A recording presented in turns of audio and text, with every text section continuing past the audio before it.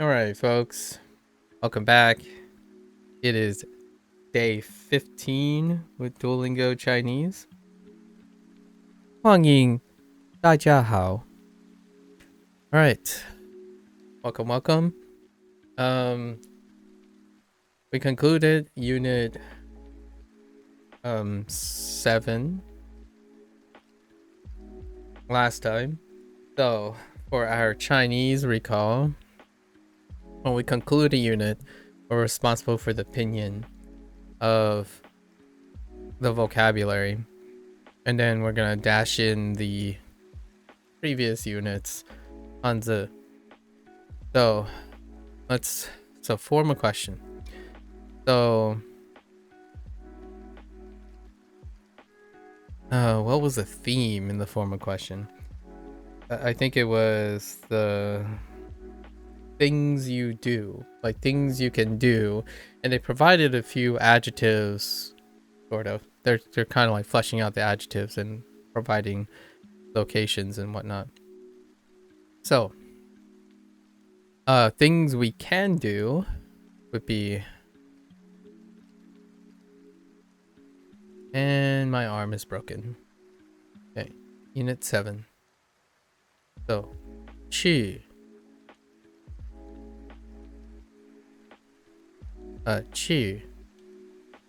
吃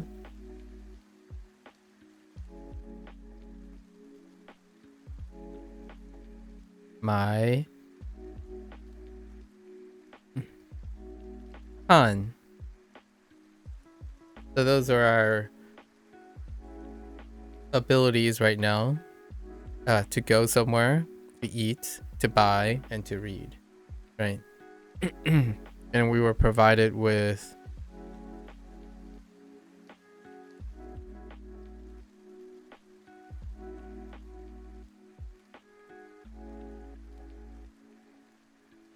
Guan.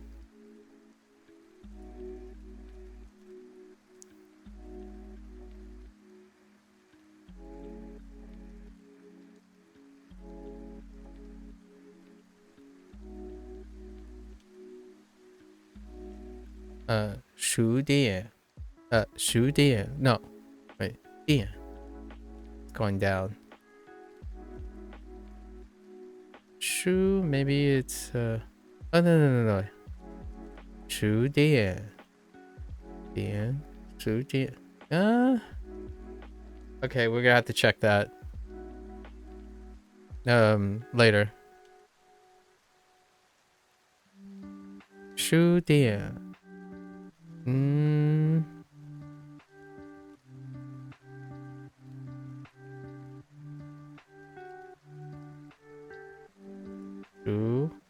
Shu Dian. No. Shu Dian. Yeah, we're gonna have to check this one. So check this one. Shu Dian.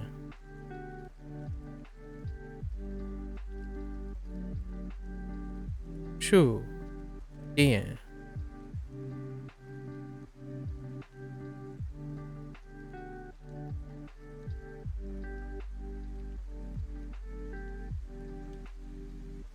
Yep, something sounds off, so we'll hold on to that.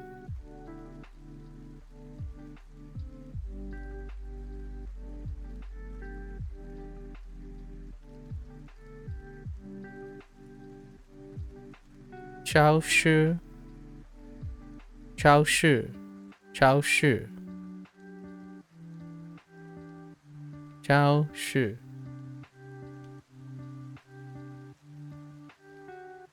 So those are 3 locations. Then we have modifiers. I guess there's also objects, but let's do modifiers. Han, and Yazhou.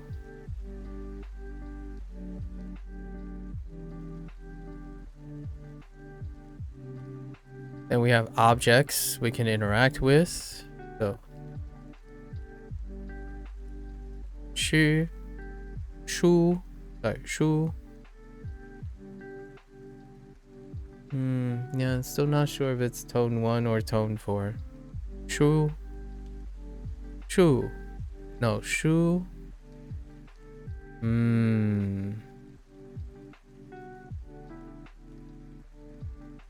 书店. Yeah. It's probably 书 instead of 书. 书.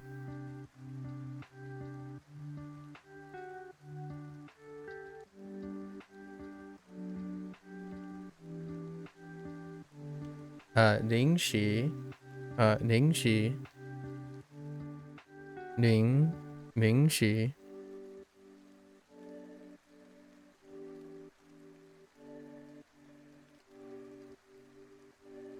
Wait. No. Wait. No, this is unit. No, I think I'm going over the wrong units. No.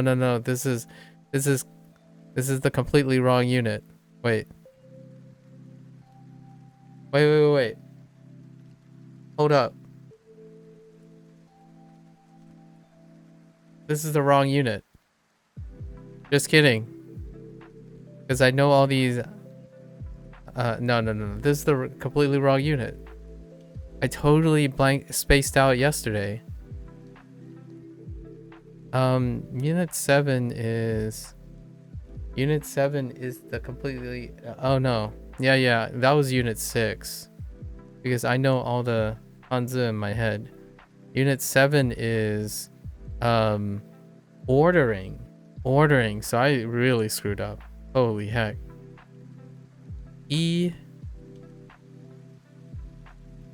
Liang, 三杯糖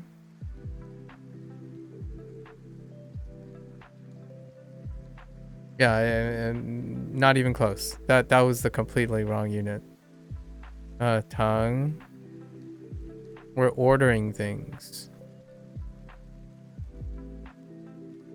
绿茶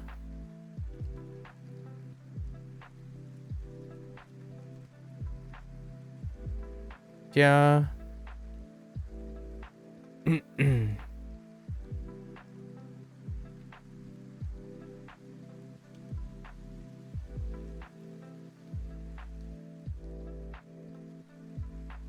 牛奶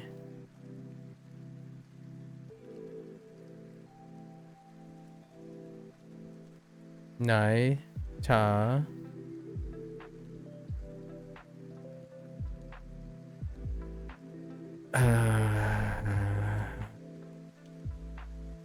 because I don't remember a lot of these Hanzi yet.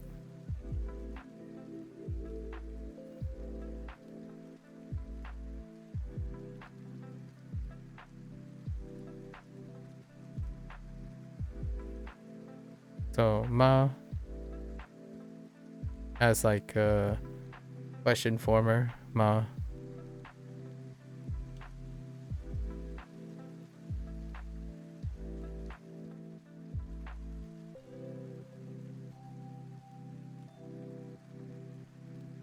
It might be one other word. Am I missing one other word? Oh, no? Nope. Oh, actually, I might be missing 2.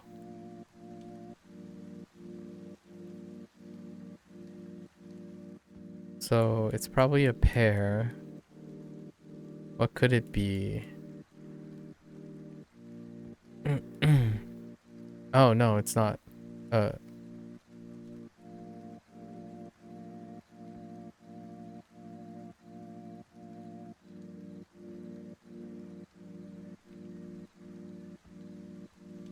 Share.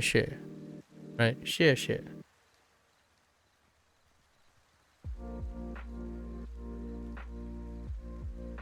Oh, okay.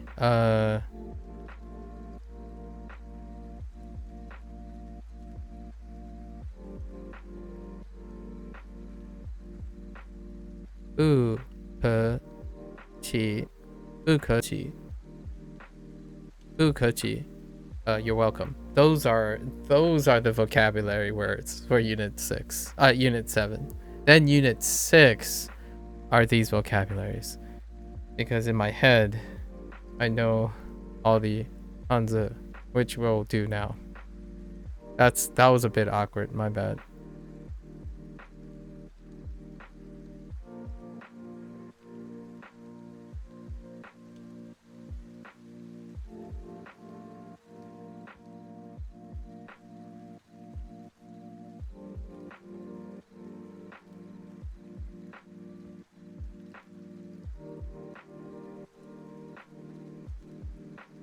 Bangguan, right?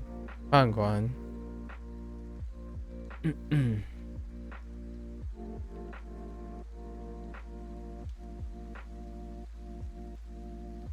去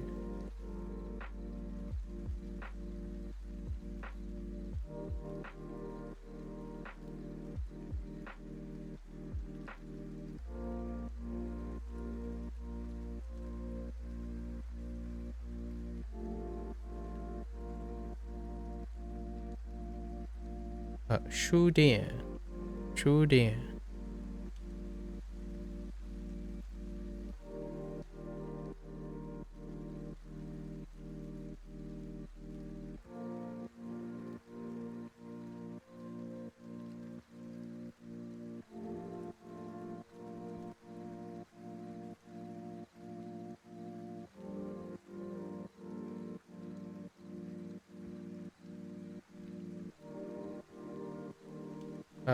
超市超市超超超市超市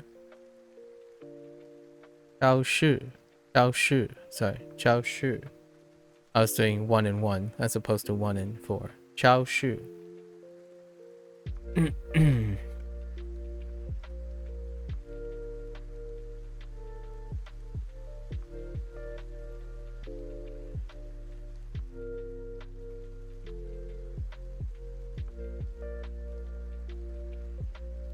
that could be better.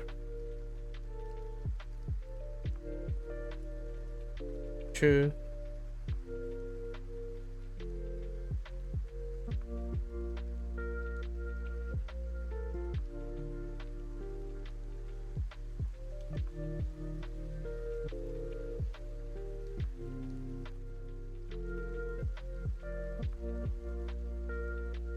安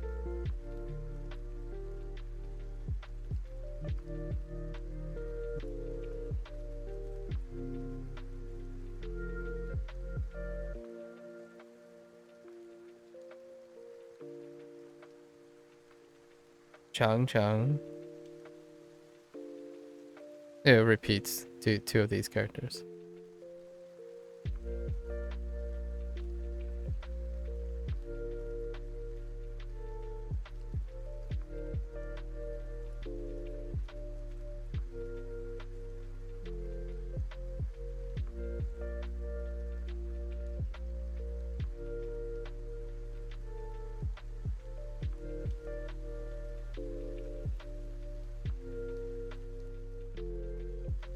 That was awful.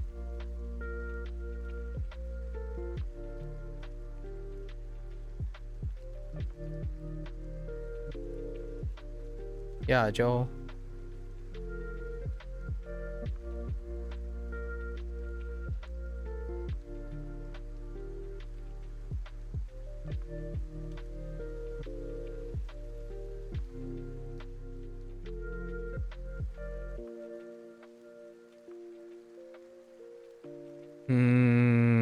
That could be better.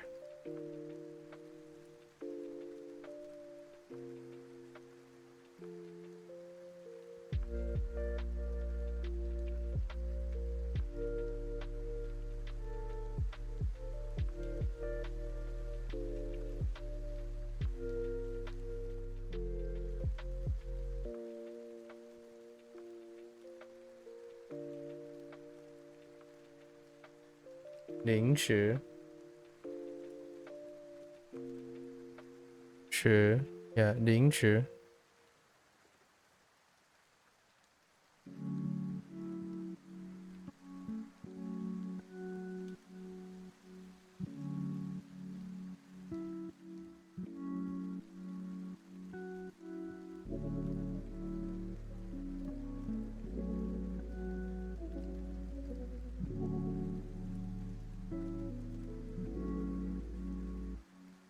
看 I think that's all of them. Oh no, just kidding.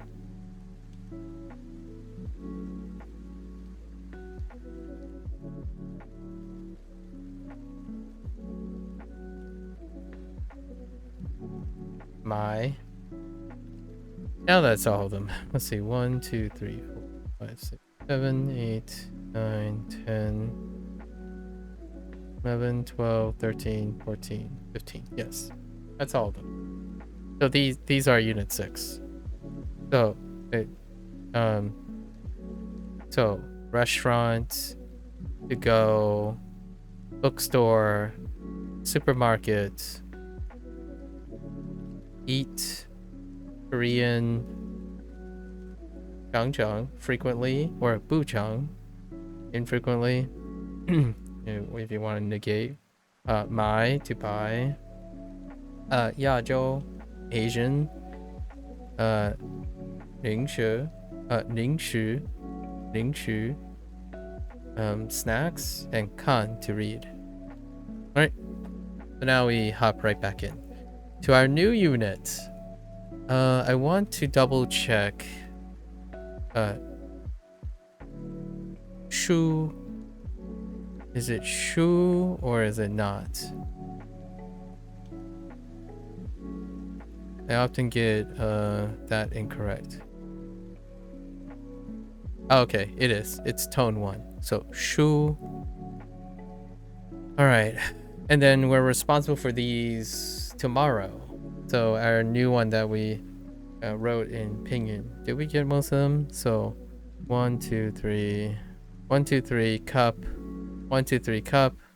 Oh, I missed one. Yao. Yao to want. So I did miss one. Oh, I missed 2 actually. I missed aya. Aya. So the ya and the yao. And that's it. Right? 牛奶 牛奶 汤.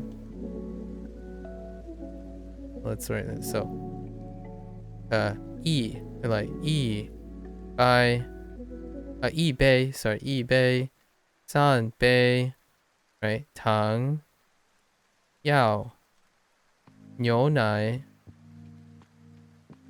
2杯两杯杯 yeah, just the yeah part for whatever reason. And 绿茶 the green in 绿茶 and 可起 可起 And then now let's see how many characters we're going to get in this unit. It's usually they average like 15 characters a unit, so it's kind of invigorating, but at the same time it's kind of tough. We're on a 4-day cycle to get from English to Pinyin to 2 days of Hanzi. So we're having 4-day across exposure to 15 plus characters, which I think 15 plus is pushing it, considering that I'm still also juggling Japanese. So it's getting a little bit tiring, a bit. So there, I might have to consider something about scaling back or something like that. Okay, let's see. Communicate during travel. Oh, and their guidebooks have grammar points at the bottom of each section. So let's go check this out first. So, ni hao. Where's the train station? Ni hao. Where? No idea. Where is the train station? Interesting. 你好，火车站在哪里？火车. Oh yeah, 火车. Oh right. Yeah, fire train. Fire car. 火车. Yeah, that's some legacy right there. Fire car. 火车. Because the coal. You burn. Yeah. 火车. 你好，火车站在哪里？在站. Yeah, 在站哪里? That is, if only I could like recall these things without aid, but after hearing it, it's like it makes sense. That's exactly what that phrase is saying. Right. Actually, in this structure is a little different, I suppose. Like train is where, right?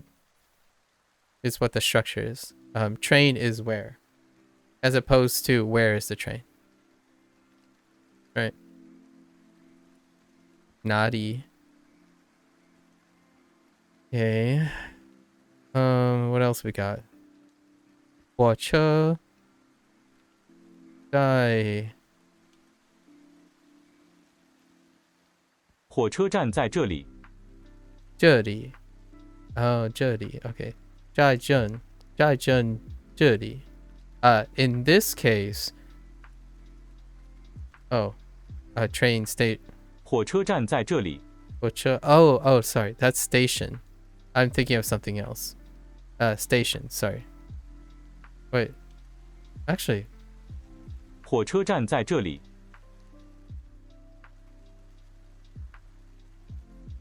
No. 在. Yeah, 在. 在 is station. Yeah, 火车在. 站。I don't think I've ever used station before. 在. 站。站, sorry, 站. 火车站. 火车站在这里。Oh yeah, so this thing is station. Interesting. And this is 这里, so here.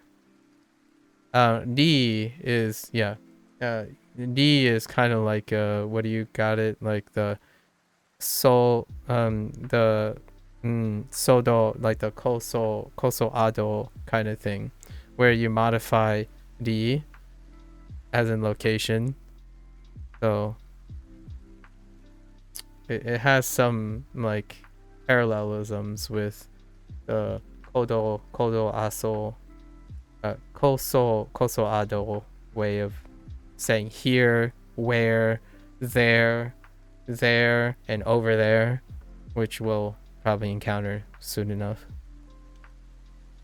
And like someone mentioned before, I think the order of things in Duolingo does mirror each other. So they prioritize the same type of vocabulary as they're going, right? Although I don't see how that's a undesirable thing or an unexpected thing. The idea that if you have a method to learn a language and then you decide, it was a criticism someone brought up earlier where people said like, oh yeah, this is just copy paste things. Like, well, if you're learning a language and it works, are you expecting to constantly learn differently every single time? And you can make an argument, and they did make that adjustment, right? The way Hanzi and Pinyin is done is different from kana and kanji. However, the lessons themselves, I mean, there's a natural order that they're keeping to because it's travel. There are some cultural differences that they even do, and they call it the subtraction. But it's interesting that people will criticize things for learning things. So are you expecting that when you use Anki, like your flashcards, somehow those flashcards must be not flashcards for like there are languages you can't use flashcards for example. I had a really hard time understanding how that is a constructive criticism to a learning structure.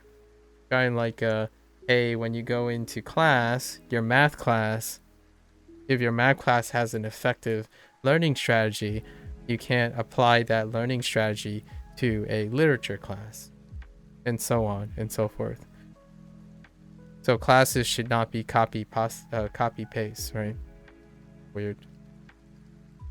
Seems like it's a artifact of app design, where people think like software is lazy when you lift it and copy, yet learning is somehow can need to be. I mean, it's ironic because people go around peddling this is the best way to learn. So you're effectively copy pasting your learning strategy for everything. Weird. I don't know. Kind of weird. It was a side thought from yesterday's discussion. Okay, so let me hear this again. 火车站在这里，火车站火车站在这里，站，站火车站在这里，在这里里 OK。哎呀呀，哎呀，我的it's probably 我的 it could be 电话 but it might be a 手机 how do you say 手机手机手机 yep 手机hand phone 手so 手机机 the only reason I knew that is because in Fujonese you say the same thing. Only you use the word for hand and set, like hand and phone, qiu ti. So in Mandarin it's the same. Just we in Fujonese you substitute the words, right? Shao 手 is hand, in Mandarin, and Fujonese is qiu. I mean qiu is hand, so it's the same setup. So 手机机在 and then 在哪里哪里？ yeah 哪里 okay 你的手机机 I don't know if it's qi ti. It's kind of hard to hear right now. I don't have that much ear training. 在在这这里里，这里 the first platform. The first platform is here, right? I don't actually know how to say platform. What is platform? 第一站台在这里，对不对？ DE makes sense. DE number 1. DE 第一站台在这里，对不对？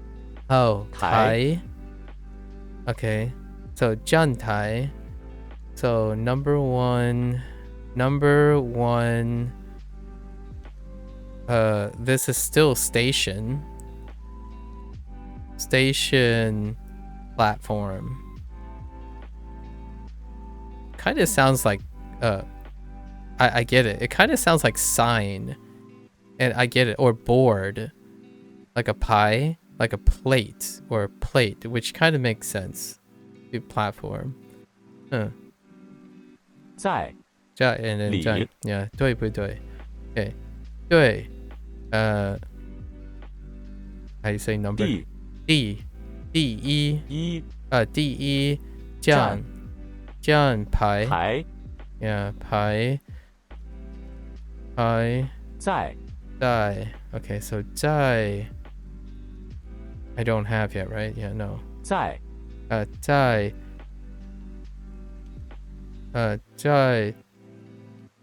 这里这 sorry 这 C yeah ZH 这 Z 这里里 okay cool like it so 在 okay so 在 is the for location. Okay. Talk about where someone or something is located. Use 在. 在. 我 okay. Doon. Doon doon. Doon doon. Doon doon. Doon doon. 伦敦不在美国。伦敦，伦敦，我在美国。London is in the U.S. Yeah, yeah, fair enough. 在 okay. 不在美国。伦敦，伦敦，伦敦不在美国。伦敦。I haven't ever heard, dude. Learning other places in Mandarin sounds pretty cool. 伦敦，伦敦不在美国。What do we have here?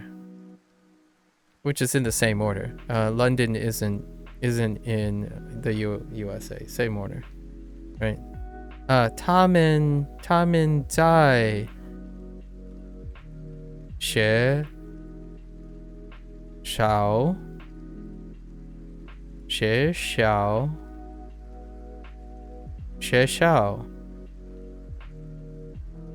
他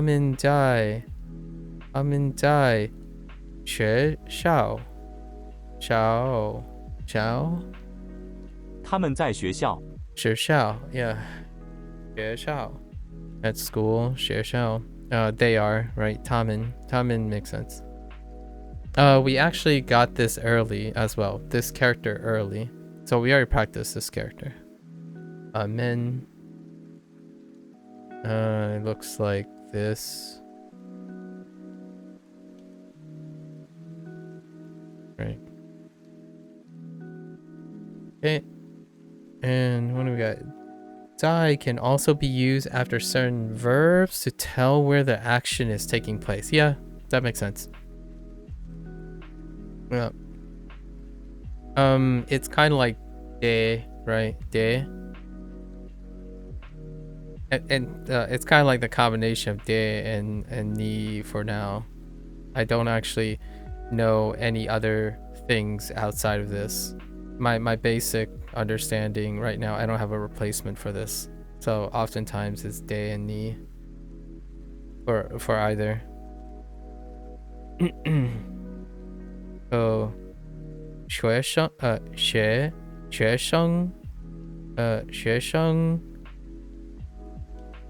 住在加拿大 okay. The student, yeah. 住 to live, yeah. 住. Now we've gotten the sundaemas, right? Okay, that makes sense. I'm used to that. So with pinyin, it helps out a lot before I can read the Hanzi. Now that I can read most of the pinyin, it's not too bad. 你住在中国吗? Do you live in China? Yeah, fair enough. Okay. All right, let's go back. All right, in we go. Luggage. Oh, and yeah, we gotta make sure. First set of lessons, we're gonna use pinyin. I need to associate, so on we go. Oh, jianbao. This is probably jianbao. Jianbao. Yeah, jianbao. Which is the same actually. Jianbao. Yeah, it's the same. It doesn't change. So here's a example of one that doesn't change. 钱包. Oh no, never mind. 钱包, never mind. Jianbao. Now I'm starting to get a pattern here. Whenever there's Q, J instead. So I'm saying jianbao, right? Jianbao versus qianbao. So maybe that's one of the patterns that I need to keep in mind between Fujianese and at least my Fujianese accent. and Mandarin. I think it gets reduced to J's. So, jianbao, jianbao versus qianbao, qianbao versus jianbao. And then this is, I don't know luggage. Haven't ever used this before. So it has a familiar one, so. Wait.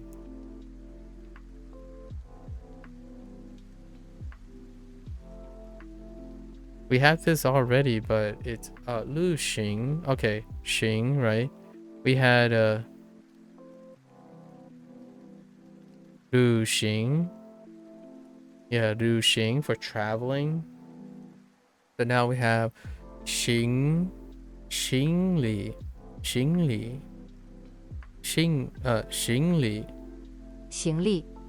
Li. Oh, that's kind of high. That's higher than I would have thought for neutral. Xing Li. And obviously Idali. Okay. Sure. 行李 Xing Li.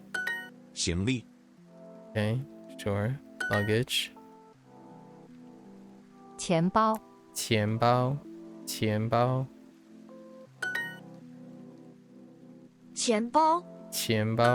行李和钱包、行李和钱包。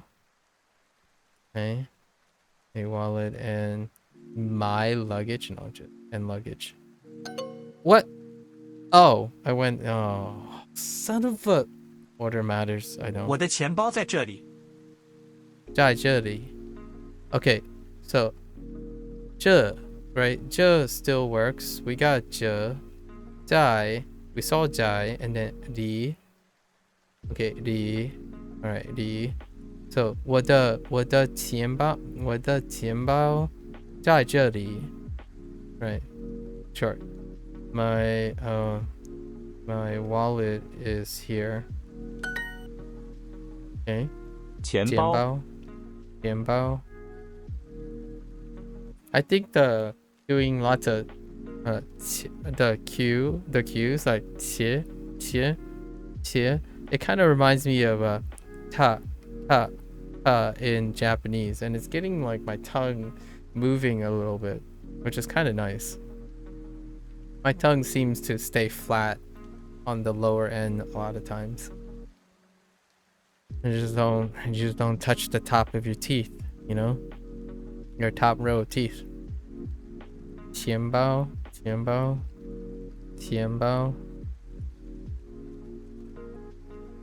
Okay. 奶茶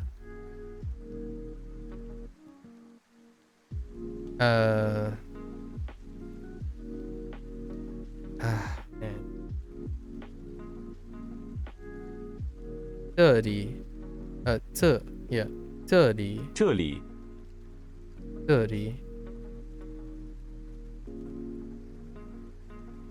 谢谢。书我的老公在这里。我的老公在这里. My husband is here. Sure. 糖、奶茶这里谢谢牛奶你的钱包在这里。你的钱包在这里. Now I gotta start looking at the characters here. So there aren't too many characters right now. Just Jai and Ni. Yeah, all the other characters we know. Actually, just kidding. We don't know Qian. Qian is missing. So Qian, Jai, and Li are new ones. Okay. So your wallet is here, sure. 奶茶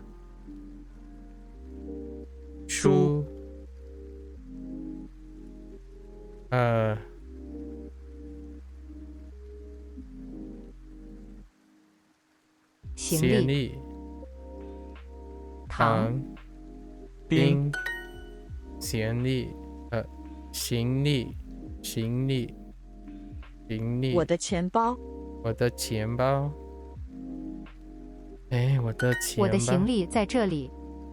我的我的行李行李 and 李行李 Li is new too. Okay. 行李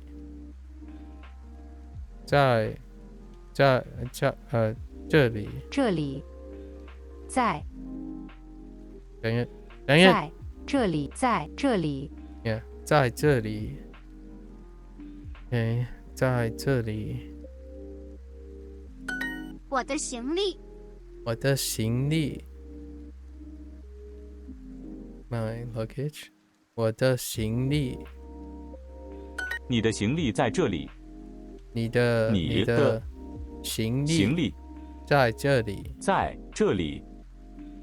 我的妈妈在这里。我的妈妈在这里。My mom here. Fair enough. 行李和钱包。行李和钱包。Okay, let's not mess this up again. Okay, off we go. Bathroom. Oh no. I don't like how to say this in general, but let's try this. This says 洗手间洗手间洗手间洗手间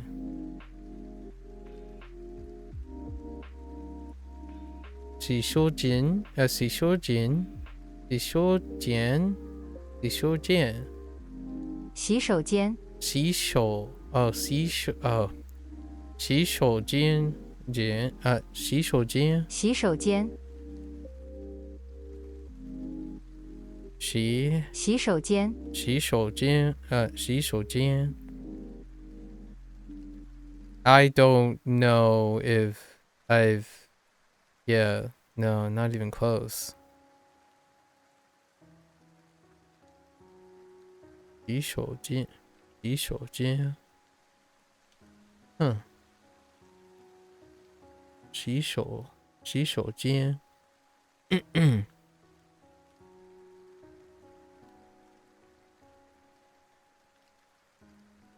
closest phrase I have is 才叔 maybe it's like 手 and then 才叔 I don't know what 间洗手间 interesting and these are all new right yes oh hey we recognize that radical it's in sensei 洗手间洗手间洗手间洗手间洗手间洗手间 It's otearai all over again 洗手间哪里？哪里哪里哪里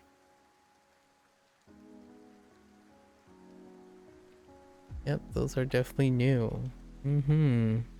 Ooh, this one is so dense. I mean, I know all the radicals there, but whoa, that one's so dense. 哪里？哪里？哪里？哪里？饭馆在哪里？饭馆在哪里？ Where is the restaurant? Sure. 洗手间在哪里？洗手间在哪里？洗手间在哪里？哪里？超市在哪里？超市在哪里？ Where is the supermarket? 火车站，火车 Oh, 吃 Okay. 我吃我车 right 我车 Okay. 我车站火车站火车站，火车站 Yeah 站火车站，火车站 Holy okay. At least we got fire. 火车 Interesting. It's not kuruma. 火车站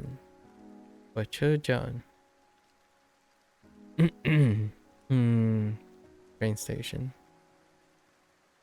A train station, sure. And it's funny because all this is eki. 火车站，火车站谢谢。行李 Oh my I need to take my time with that. 行李 I had trouble with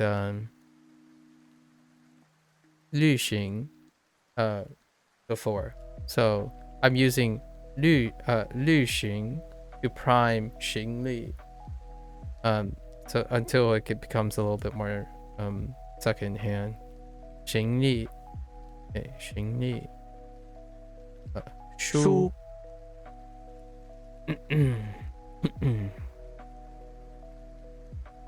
洗手站洗手间， Oh my god. 洗手间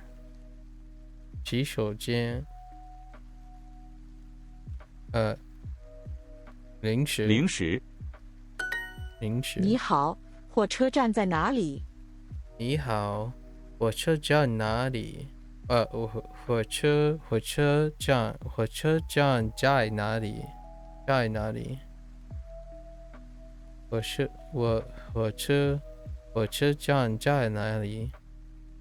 So many jotty, so many Z's. That's where I get my Z problems. The ZHs and the Z's are the reason why I have occasional problems in Japanese. With Z's like Zo and Zu. I say like Joel and Ju a lot of times. 你好火车站在哪里？Okay, okay. Hello. Where is the train station? Sure. 火车站在这里，对不对？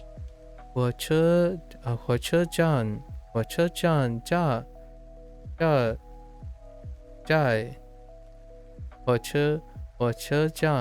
车站在骑里车里在车里对不对？在车里对不对？火车站在这里对不对？对不对？对不对？ The train station is here, right? 火车站在这里，火车在站这里，在站这，在站这，在站这，在这。火车站在这里，在这里。火车站，blah blah blah blah. 火车站在这里。The train station is here. Holy heck, save me. 对，火车站在这里。 Well, there's only one way to accomplish repetitious sounds, right? You gotta put in the work. 对，火车站，火车站在这里，在这里。That's right. The train station is here.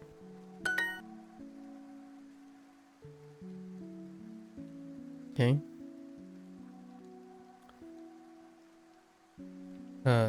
超市 超市 Why do you say like that? 超市超市超市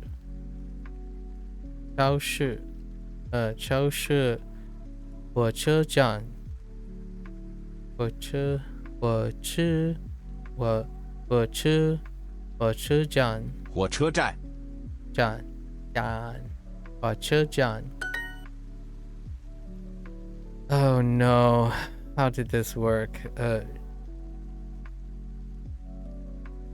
是手张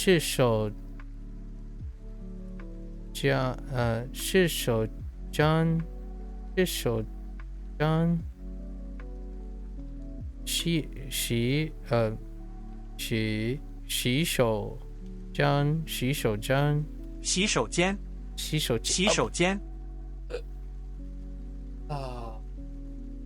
Save me.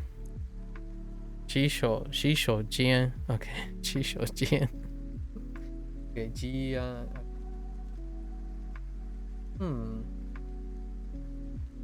洗手间洗手间饭馆 Oh boy 间 sure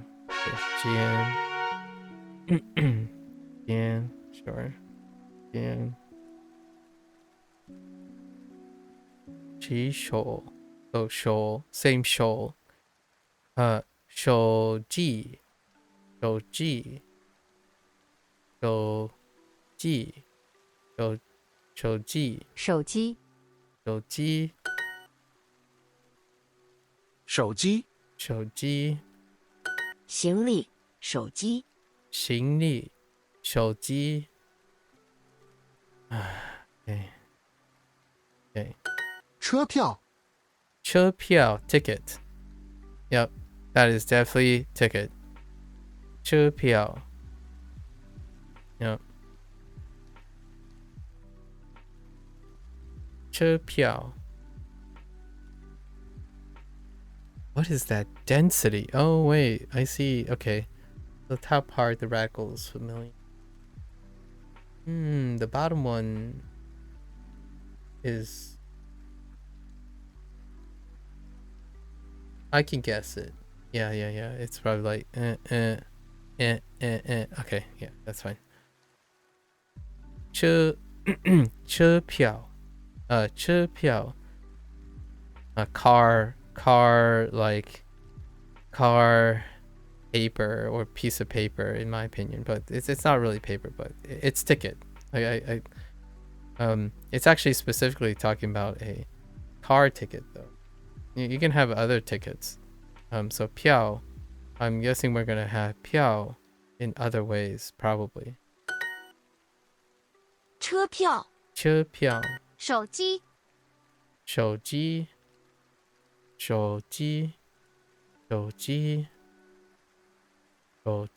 他的钱包他的钱包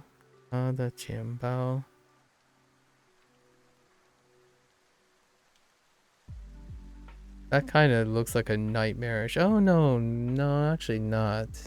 It's probably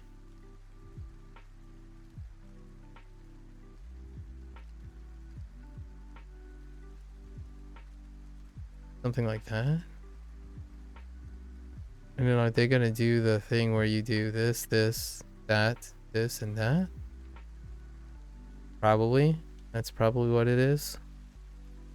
Maybe a little bit angled out, but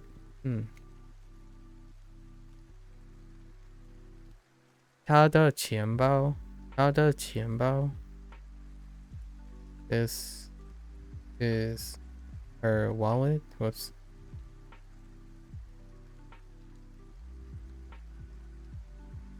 Wait. Oh, just her wallet. Sure. 他的。他的 Okay. Yeah, it's hers. 他的。你的车票在这里。你的车票在这里。你的 your ticket is here. Yeah. 哎呀，洗手间在哪里？ I wanted to say your train ticket here. Or your like vehicle ticket is here. But just using ticket is fine. Why are you eyeing me again?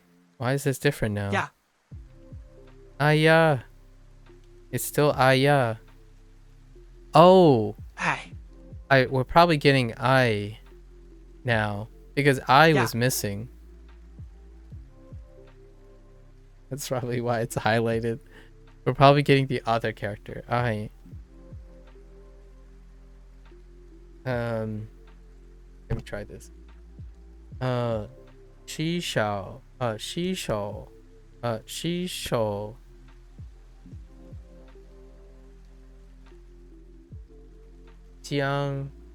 洗手间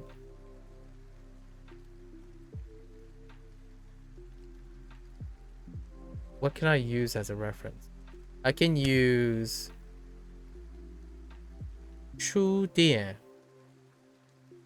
right? We have in, so 间 so 洗手间间洗手间店洗手间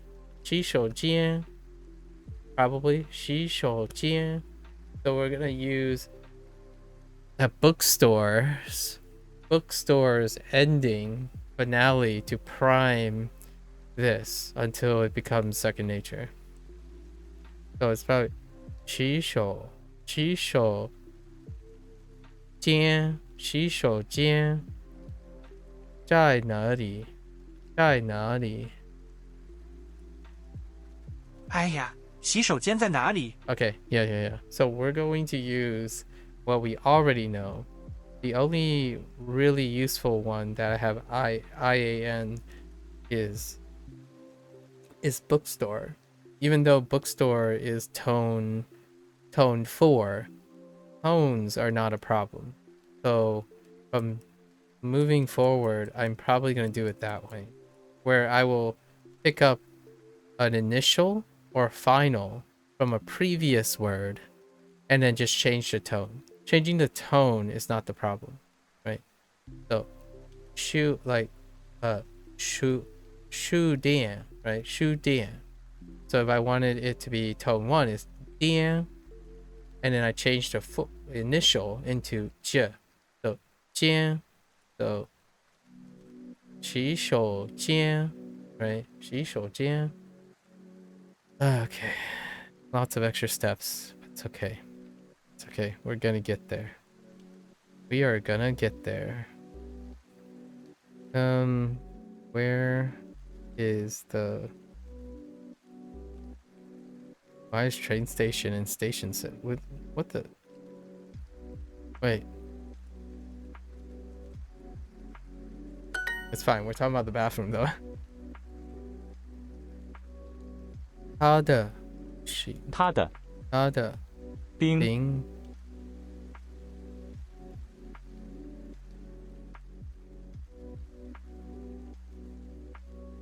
零食洗手间车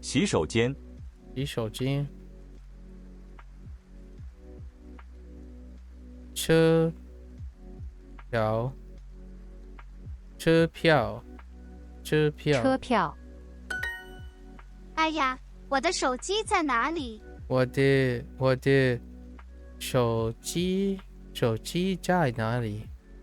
哎呀，我的手机在哪里？哪里？I was trying. Oh no. Where is my cell phone? 车票。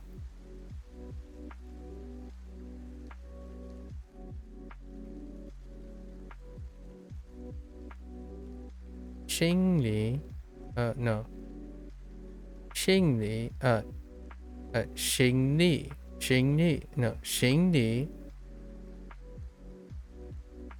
行李。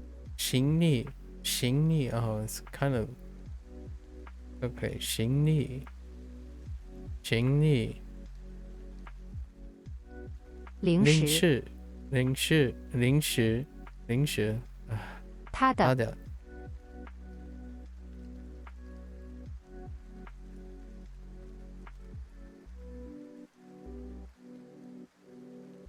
这里他的行李，他的行李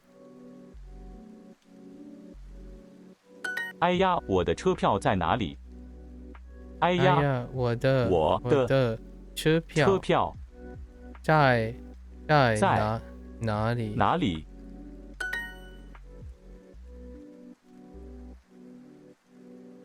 哎呀，哎呀，我的我我的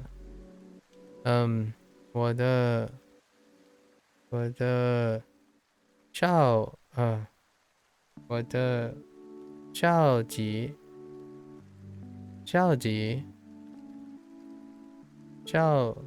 机手机 oh my god 手机 I was using the wrong tone 手机在哪里？哎呀，哎呀，哎呀，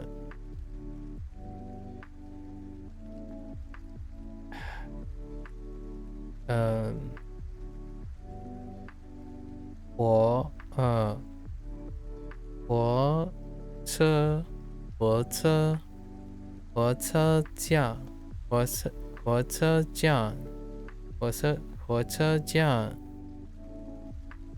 在哪里？火车站火车站在在哪里？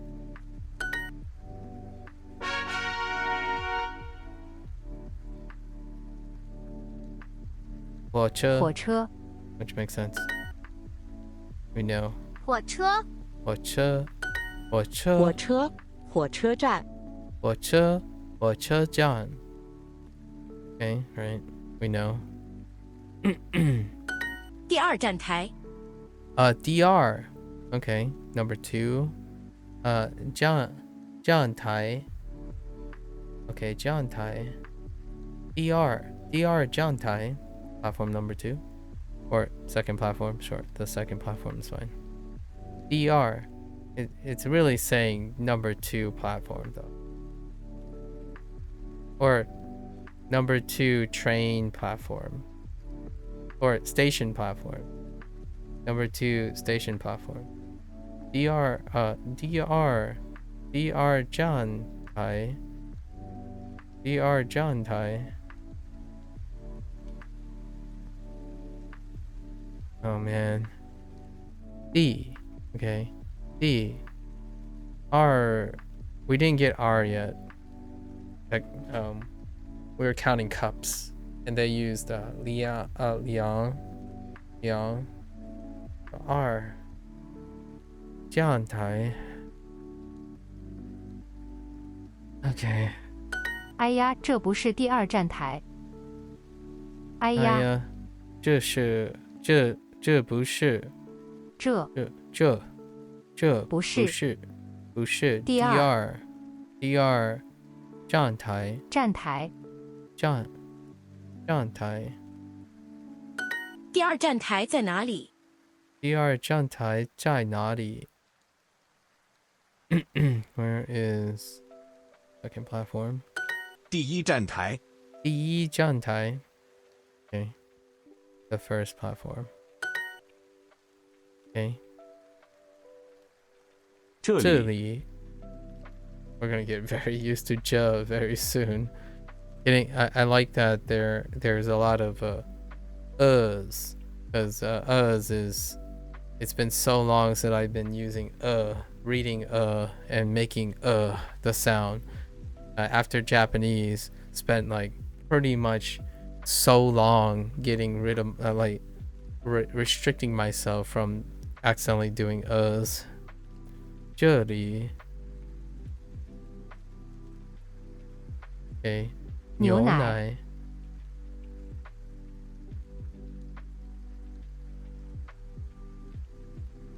零食食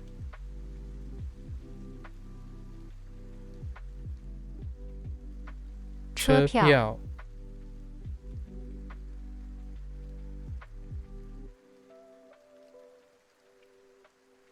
火车这不是第一站台。这不是第一站台。Okay. This is not the first platform. 对，第一站台在这里。对，对，第第一一站台。站台 Trying to say 站台。站台对，第一站台站台在这里。这里。这里对，第一站台在这里。在这里。第一站台在哪里？第一站台在哪里？第一 OK 第一 Yeah 第一站第一站第一站台第一站台在哪里？哪里？哪里？哪里 Now I'm saying too many us. 第一站台在哪里？哪里？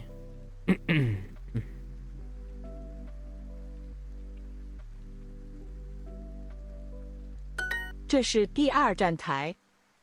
这是第二站台。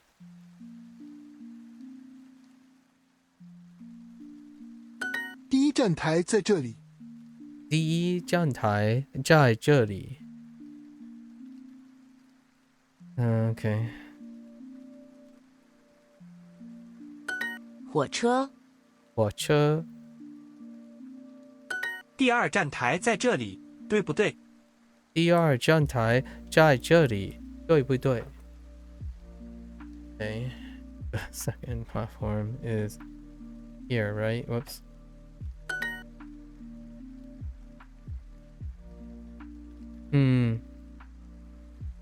这是第二站台对吗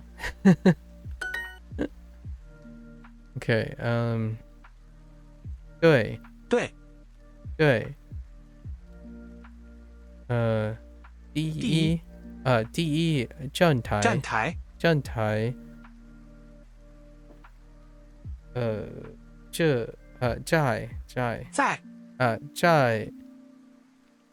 这里Okay. I'm scared. I think I counted maybe 18. I think there's like 18 new characters, if not more. Unless I'm overestimating. I feel like it was like 18. 行李和钱包。行李和钱包。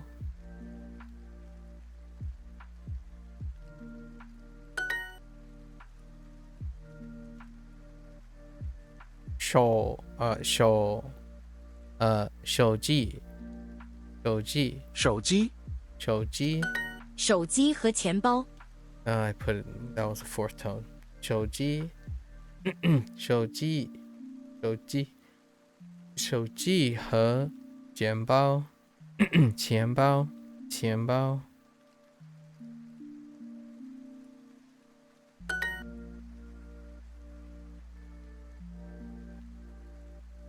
我火车站火车站火车站。火车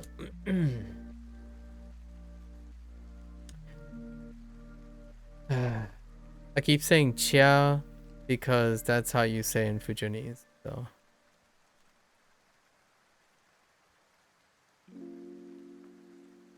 车火车站火车站火车站火车站。火车站第二站台，第二站台第二站台第二站台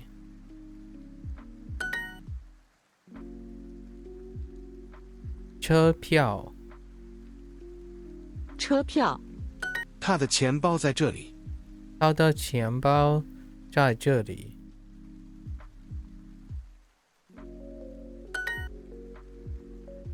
他的第一站台在哪里？第一站台在哪里？在哪里？哪里？洗手间、饭馆。no， 洗手间，饭馆。洗手间、饭馆。对。火车站在这里，对不对？火车在这里 ，no， 在这里，对不对？火车站在这里，对不对？对不对？这是第二站台。这是第二站台。这是第二站台。Okay. Alright, let's spend 15 minutes and do a little bit. Oh, it wasn't 18. 16. Close enough. It felt like 18, but 16. Not, it was pretty close. Okay.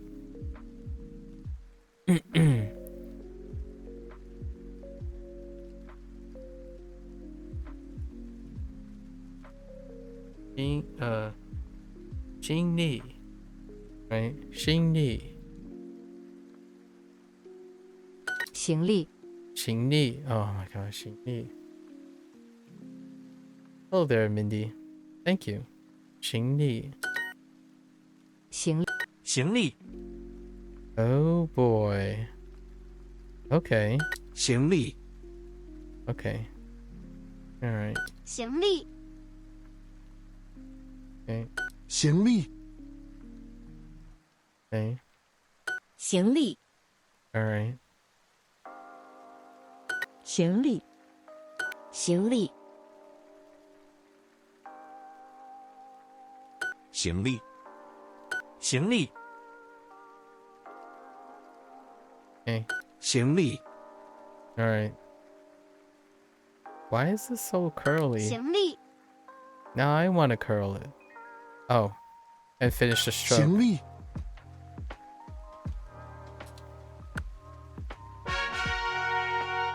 Oh my gosh.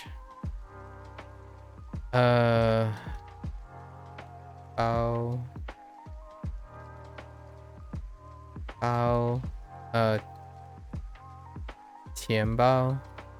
钱包。钱包。 Okay. Yeah, no surprises. Yep, no surprises. Okay. 钱包。钱包。 钱包。 This is a lot flatter than I thought.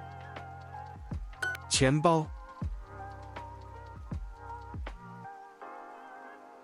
钱包，钱包，钱包，钱包，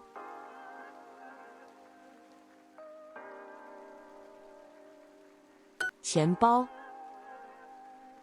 钱包，钱包，钱包，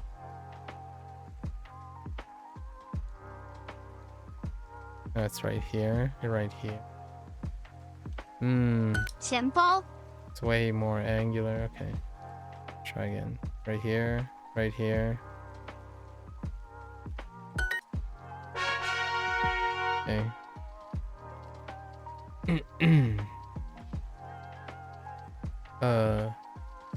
行李行李，行李 Oh, wrong tone. That's I did fourth tone. 行李行李，行李， Right. The other one we already have. 行李，行李行李，行李， I need to complete that 行李 stroke. 行李，行李，行李，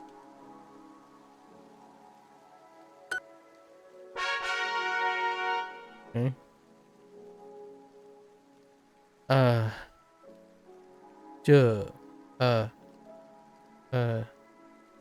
这里这里，这里，这里， Okay.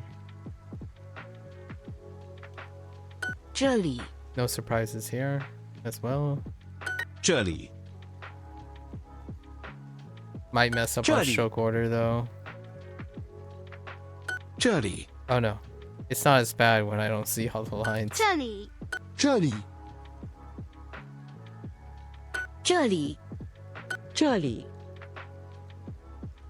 Oh, and I still messed up the stroke Jelly. order as anticipated. 这里， Because I want to make all the horizontals and then, like, I want to do all of them and then pull it down, but 这里， not how that works. Because of the quadrants. 钱包钱包， 钱包， 钱包 is probably one of the more comfortable 钱 words 包， since it's the same. 钱包钱包， legitimately no change at all. 钱包，钱包钱包，钱包，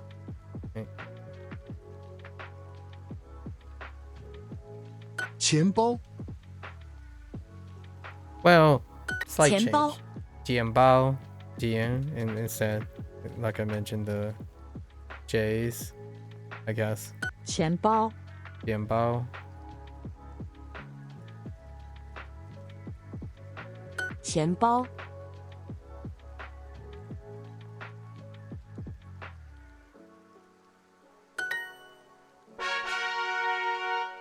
Okay.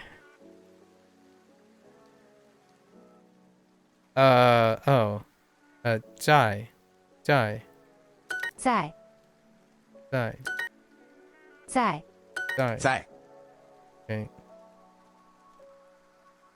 在， No surprises here as well.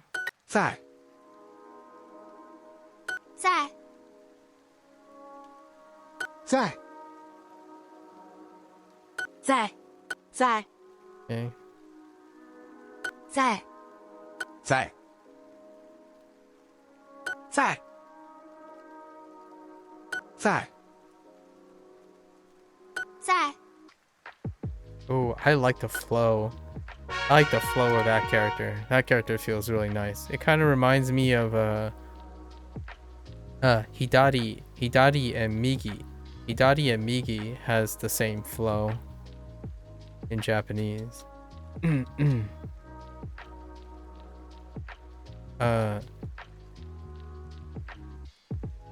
行李，行李，行李，行李。行李。I'm like making it too harsh. It's kind of like sounding like tone 3. 行李，行李，行李。行李。行李。行李。行李。行李。行李。行李。行李。行李。行李，行李，行李，行李。行李。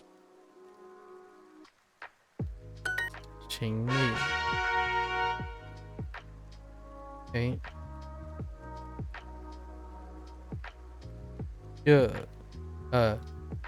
这里，这里。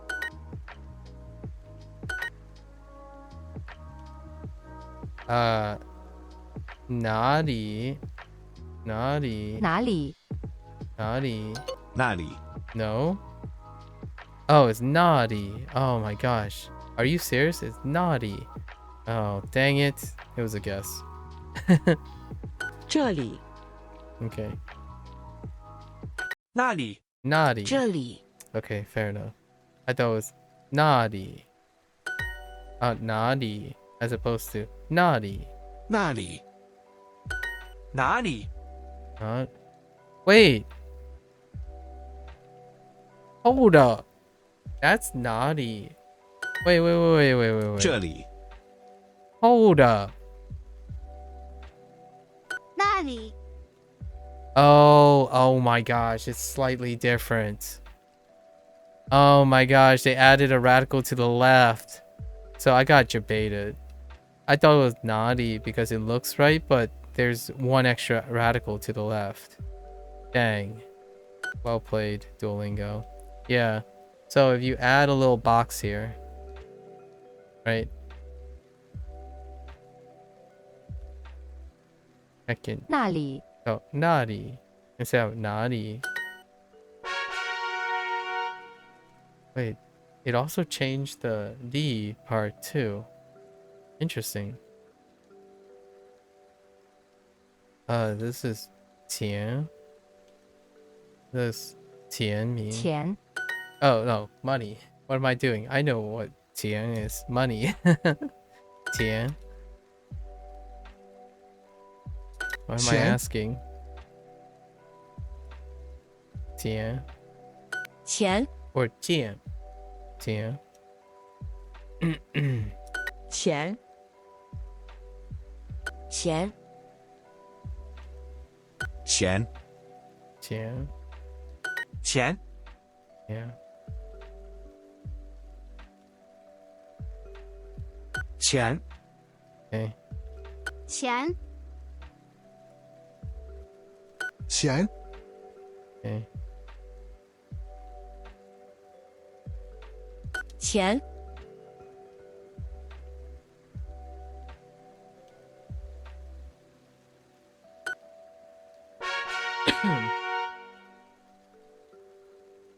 Okie dokie.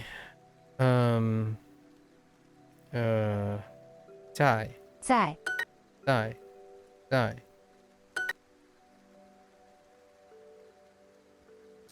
在。在。在。在。在，在。在，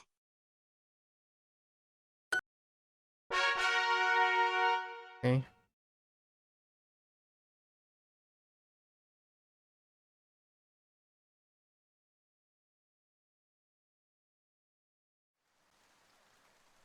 Okay.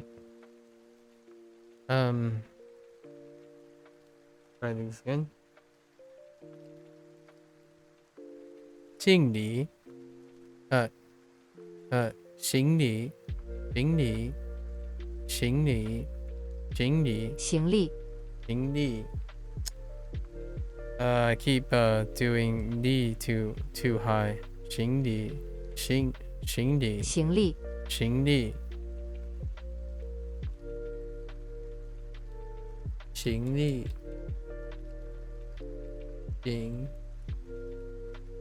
行李。I'm at the prime with 旅行，行李，行李，行李，行李，行李，行李，行李，行李，行李，行李，行李，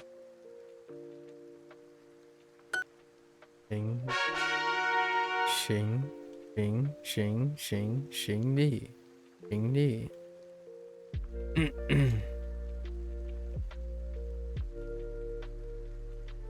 这里，这里，这里，这里，这里，这里，这里，这里。这里， Short quarter, short quarter. 这里，这里，这里。啊 ，son of 这 a. 里，这里，这里，这里， That can be stings. They 这 hurt. 里，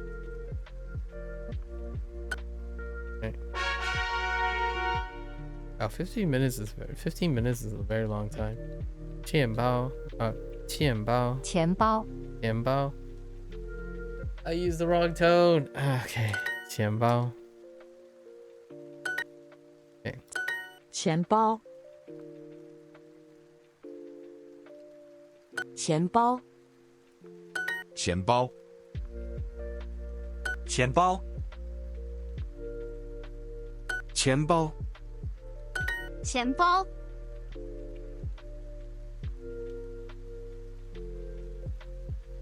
钱包，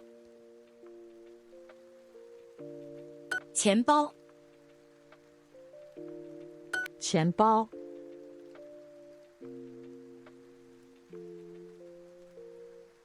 钱包，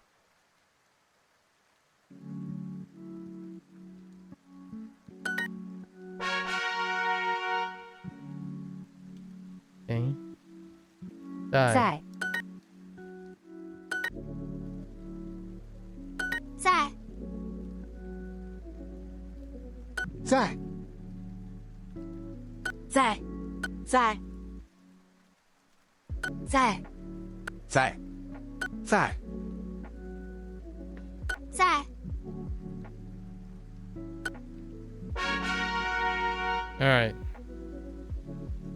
Okay, so 4 lessons. Let's try to get this. 奶茶、钱包、糖、糖，糖。I'm every time I'm going to hit the second tone. The second tone, I'm starting to kind of be too loose and hitting tone 4 instead. 牛奶、书，我的钱包在这里。我的钱包在这里。Here. Oh, right. Second set. We don't need the ping. No more pinion. Right, no more pinion. So, let's see. 冰、牛奶、这里、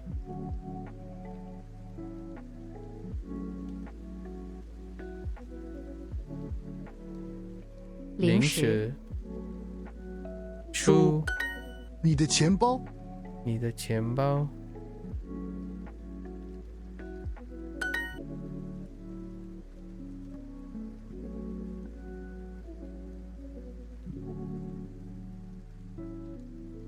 糖、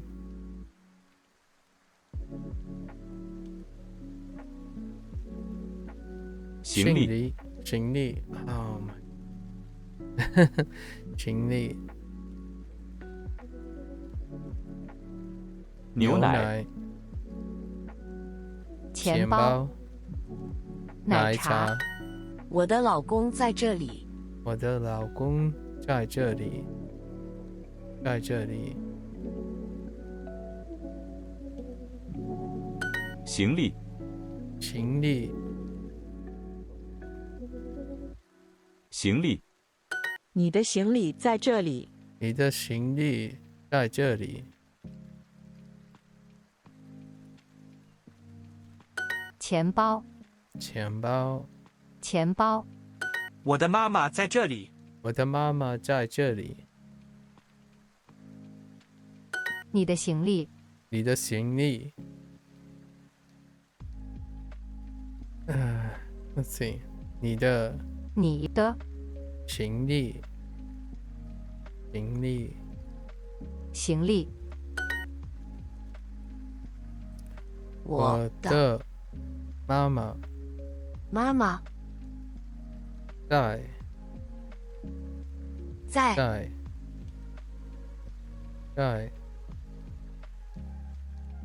这里，这里，这里，这里。这里。行李和钱包，行李，行李和钱包，行李行李和钱包，钱包，你你的钱包，钱包钱包在这里，这里。这里，我的行李，这里。我的行李，行李，行李，哎，我的老公，老公在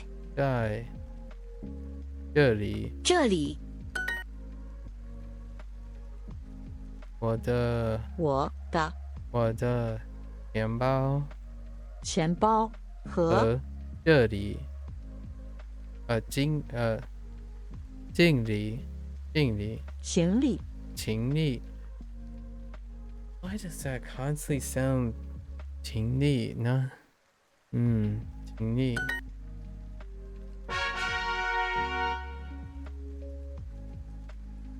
牛奶，谢谢。这里，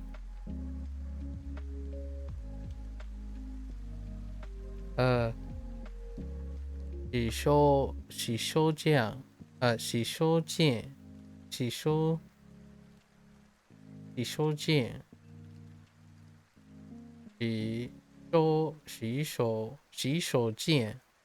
间，洗手间，洗手间。Oh my god, so hard, so much higher.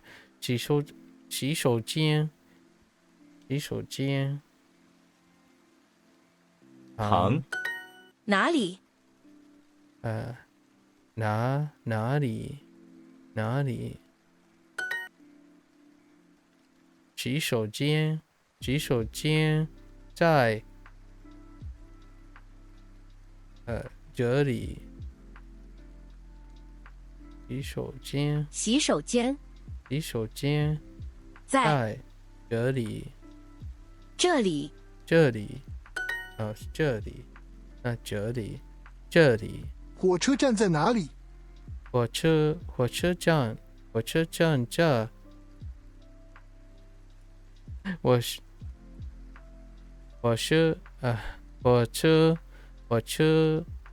站在哪里？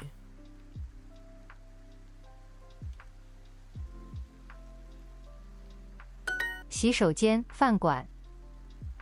洗手间，饭馆。洗手间在这里，对不对？洗手间在这里，对不对？这里，这里，洗手间，洗手间在这里，对不对？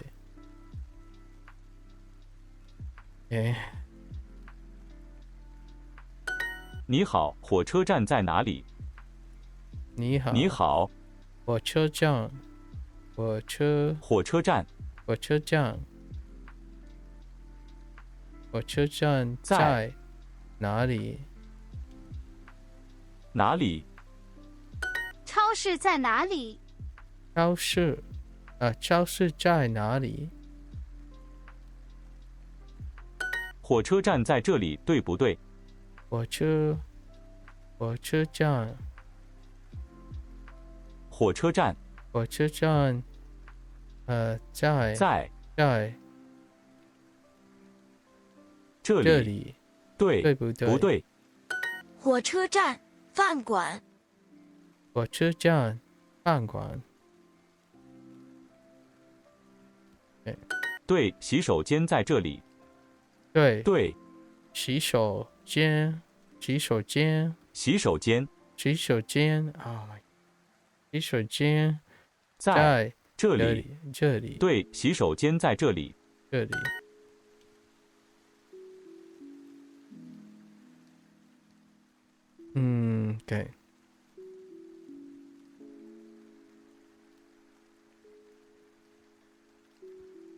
火车站在哪里？哪里？哪里？哪里？对。洗手间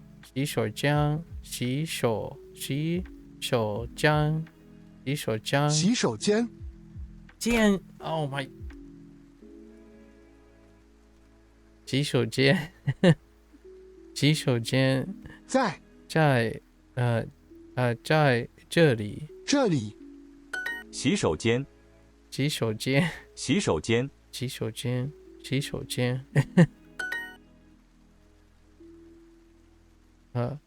你好，好。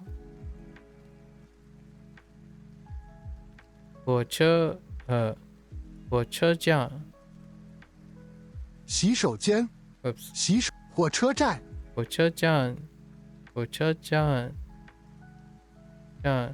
在哪里？哪里？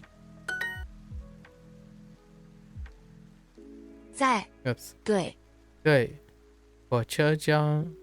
火车站在这里。车票这里。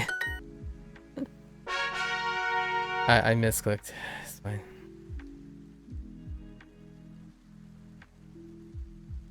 手机 No 手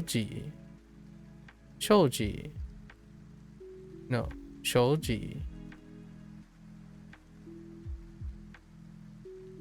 你的手机。手机。Oh my gosh. I forgot it's high. 手机。Okay. 哎呀，火车站在哪里？ Okay. 哎呀。Oh, you know, we didn't get this character still. 哎呀，火车站在哪里？火车站在哪里？在哪里？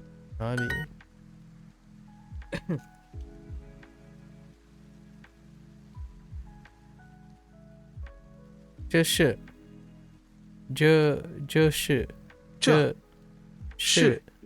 你的手机。No 手机 or 手机。Actually, I gotta make sure. 手机 OK。手机 OK。 这是他的行李。这是这是他的手机 or 胜利。这是他的行李。行李 Oh my gosh, I'm thinking of the wrong thing. Okay, 行李。你的车票。你的车票。Okay, 你的车票。哎呀，我的钱包在哪里？ Okay. 哎呀，我的 Okay, 我的钱包在哪里？ Son. Oh, interesting. Son, 儿子。儿子。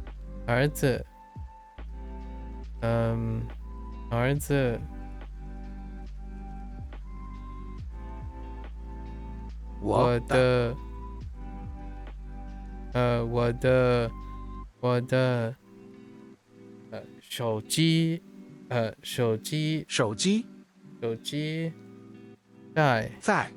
哪里？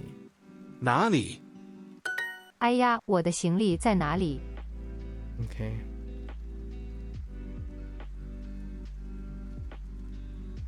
Okay. 哪里 Oops. 哪里？哎呀 Where's 哎呀？哎呀，我的哎呀，我的行李在哪里？行李在哪里？这是我的手机。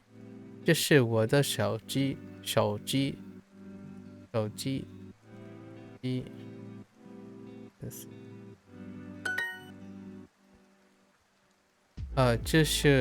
是他的行李。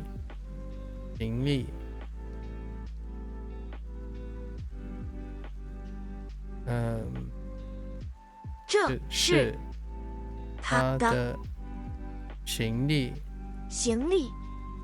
哎呀，我的手机在哪里？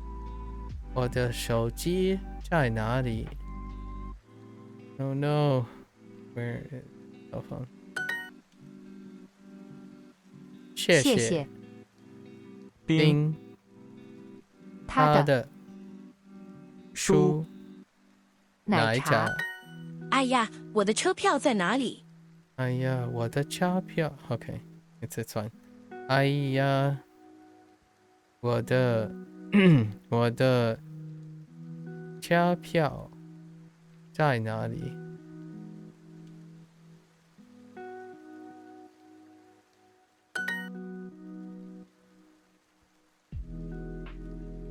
他的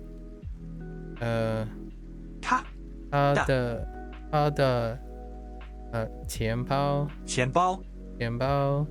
在哪里？车票和行李。车票。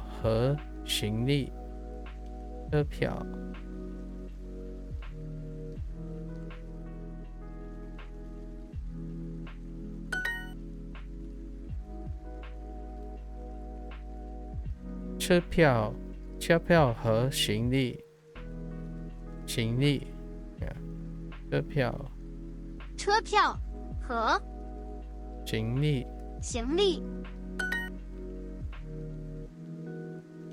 钱包。车票。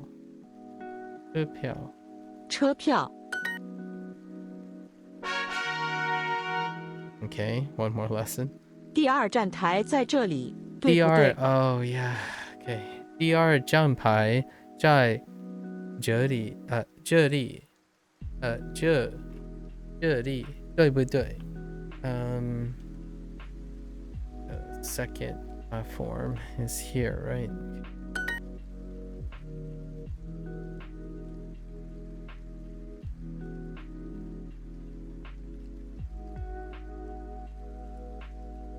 火车。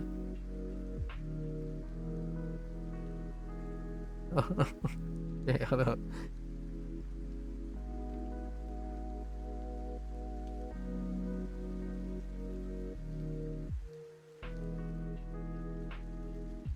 洗手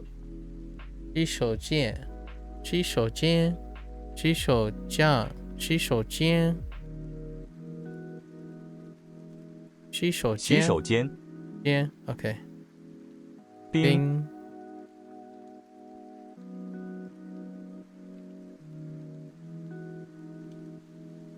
行李，OK，他的，这是第二站台，这是第二站台，站台，这是第二站台，站台，站台，这是第二站台。台 Is it 2? I was thinking it was 3. Okay. 这是第二站台。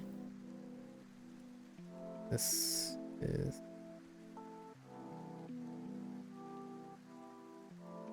我去第二站台。我去 Oh, interesting. Turn it up. 我去第第二二站台站台 I keep saying 牌站台站台，站台火车火车站，火车站第二站台在这里，第二站台站台在这里在这里在这里在这里，这里他的火车在这里。他的火车在这里。Our train is here short. 这不是第一站台，这不是第一站台。这不是不是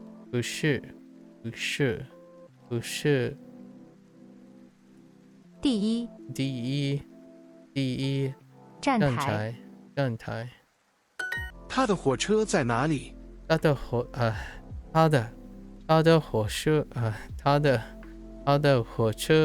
车在哪里？OK， 火车，火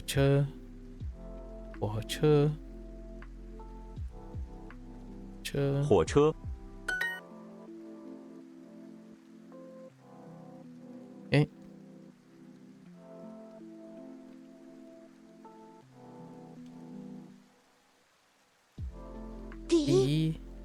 第一站站台在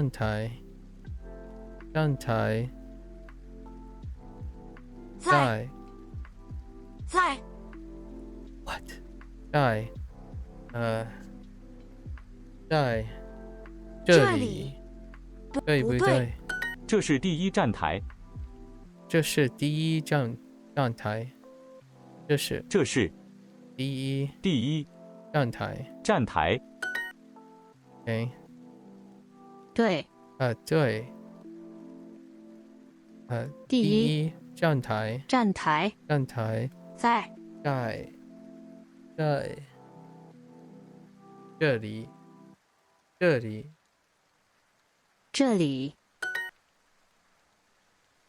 第二站台站台在这这里。里。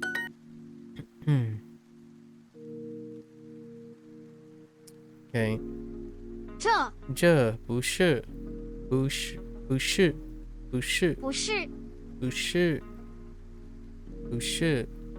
第一站台。站台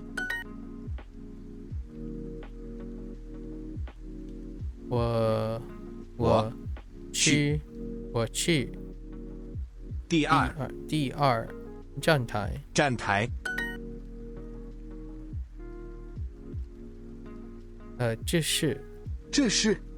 这是第一站台。站台 All right. Oh, hunky dory. That is hunky dory. Okay. So, we need to get used to these. So our exercise today is to get all these, right? Which is pretty nice. It's below average, right? It's below 15, and then we're back up to 15 plus again. So let's review, right?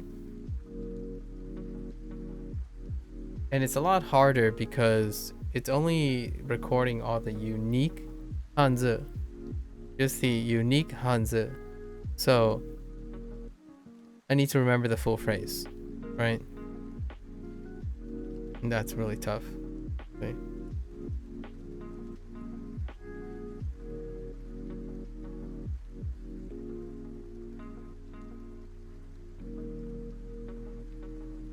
I'm already lost.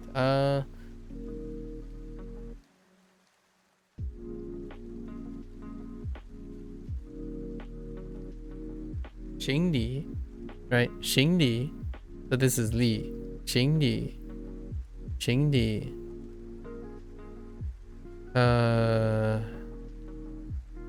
Li this is Li so like where 哪里 哪里 这里 right? Those are our two 哪里 and 这里 里 在 is right is 在 so we're responsible for the English right for now. So this is luggage, it's part of luggage. 行李 行李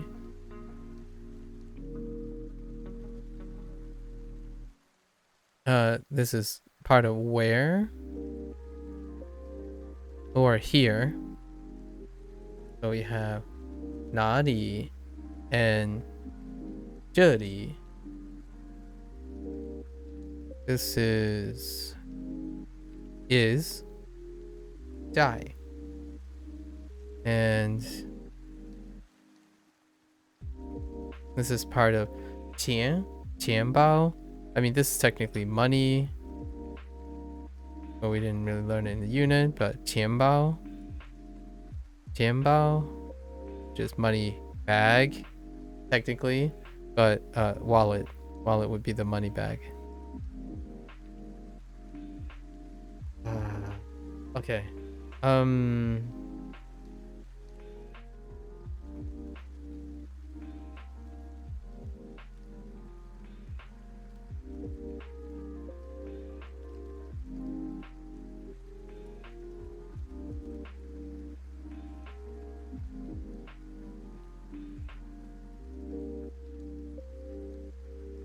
This is 哪里 right? No. 哪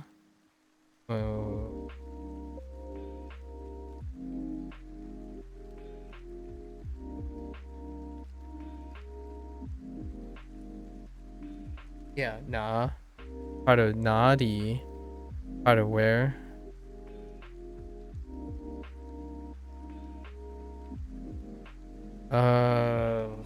Oof.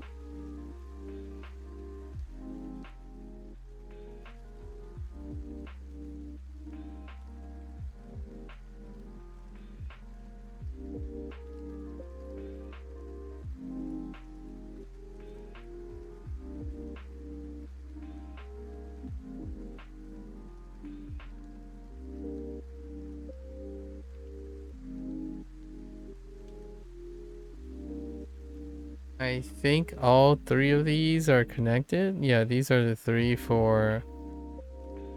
Oh no.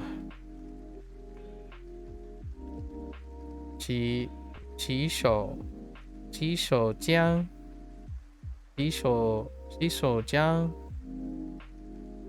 洗手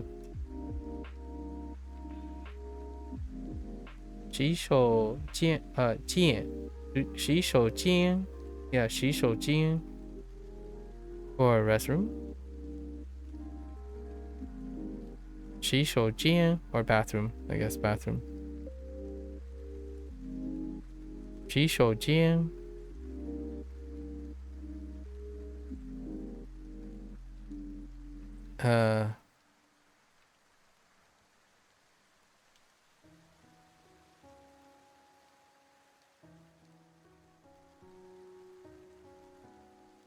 火车将 so 火车将火车火车将 right, so train and then also station, train station.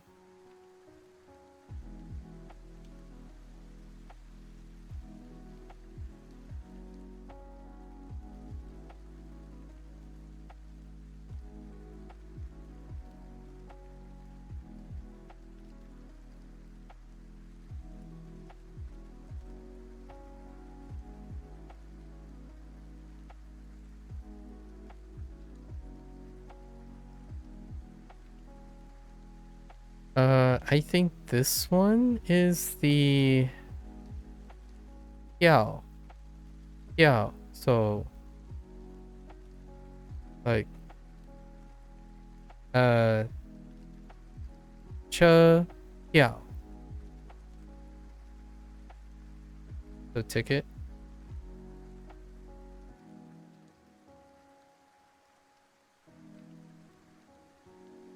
Che Piao.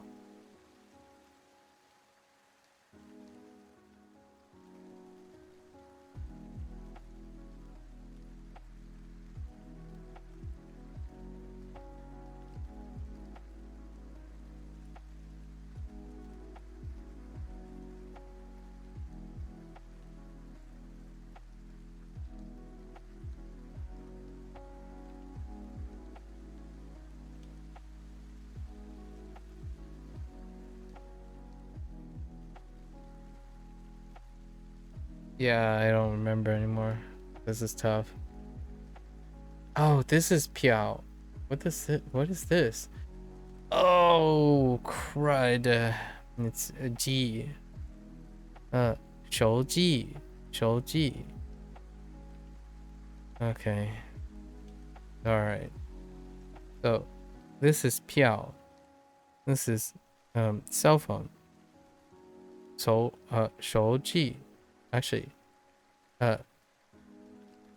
手机 same 手 right? So these two.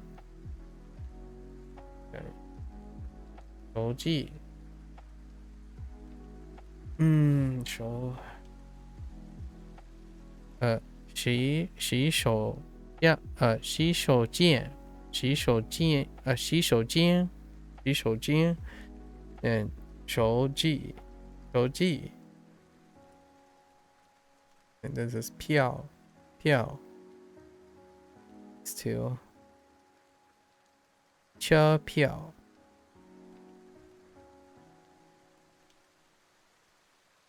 oh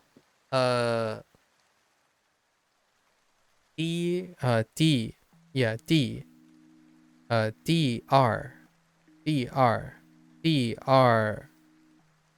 DR 台 DR 江台 right DR 江台 so this is 江台 for platform or train platform really 江台 and then DR and DE. Okay, that's kind of tough. Ooh, okay. Yeah, this unit is kind of tough.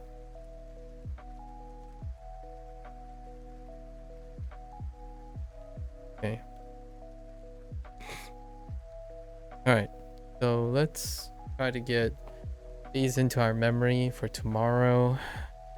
No more opinion for these guys. So not too bad. This set is not too bad. So we can take a shorter day so I can rest a little bit. I'm a little exhausted. Wait. Oh, that one is ooh. There's one that looks I have a lookalike. Oh, yeah. Yep, same radical at the top. Okay. So and these are bugged. But we already know them. So fine. Some of these are rough though. Okay. So freebies, right? We got 2 Bs. And then this one was I remember it's something like this. Then you do this. You do this.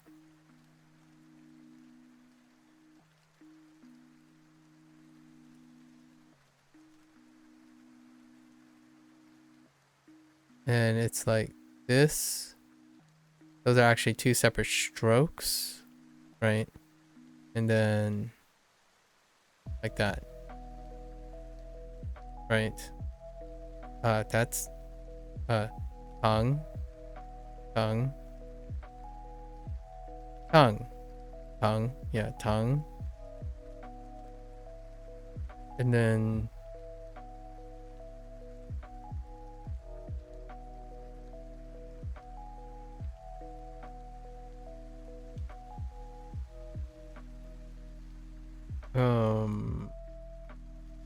am I drawing a blank on this?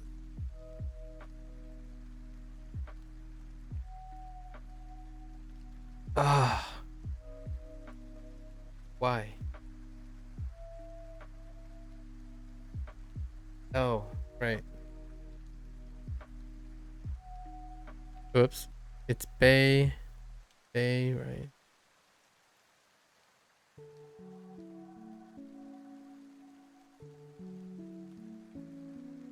Ugh. Okay, that's terrible. Sorry. Oh my, stop. Why is my pen registering somewhere to the left of it? Stop it. Okay. A and Yao.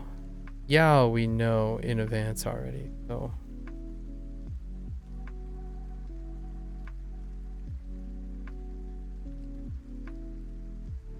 Yao. Okay. So let's try it. Are you using like an add-on or app to annotate, like snippet in Sketch? No. You mean like this thing?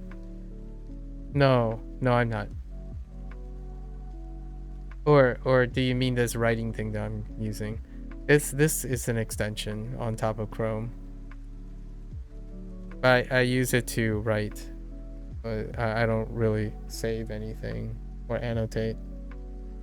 Most of the stuff that I'm using for writing, I need to know without annotation. Oh yeah. So this is a this tool here is called Web. It's nondescriptly called. Why can't I click on?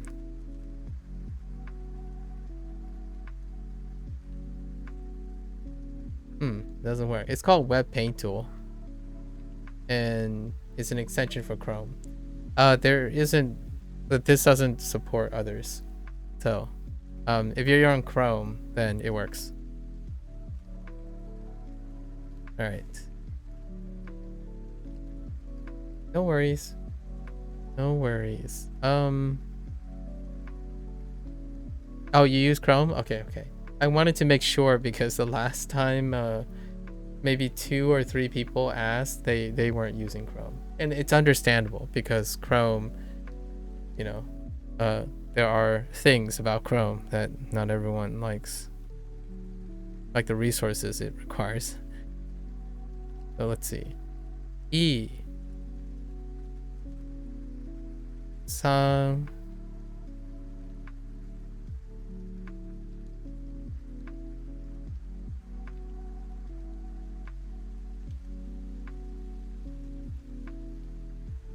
Oh, crud. Sorry. Wrong stroke order. Okay. Oh. Okay. Let's try that again.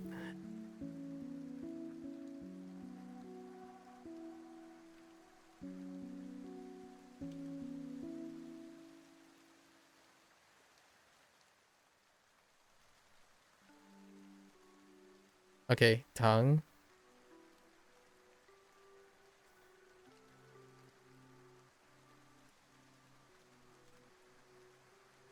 And it's gone.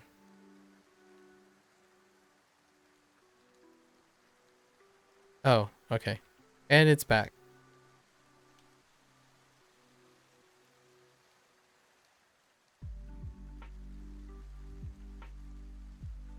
Okay.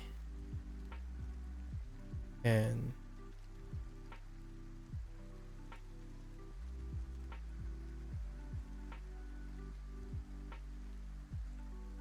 okay. And then yeah. Okay. All right. So we got the first row. Let's look at the second row. Okay. So we have 牛 牛 nai. Nai is this radical. And then you go what yeah. And then yeah. And that is very disgusting looking. Let's try them again. Okay. And I did. Oh. That kanji coming back. That's not good. So, nyo. Nai. Right. So.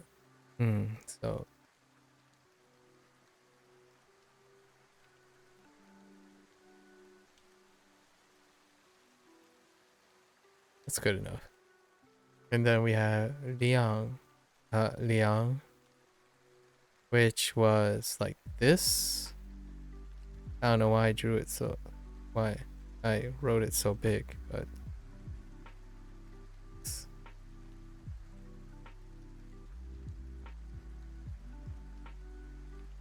Try that again.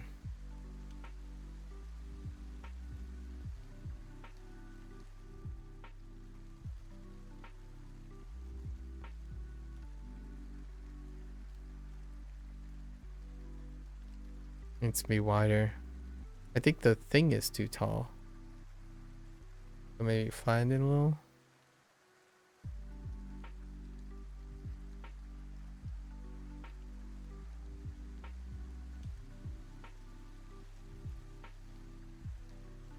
Oh.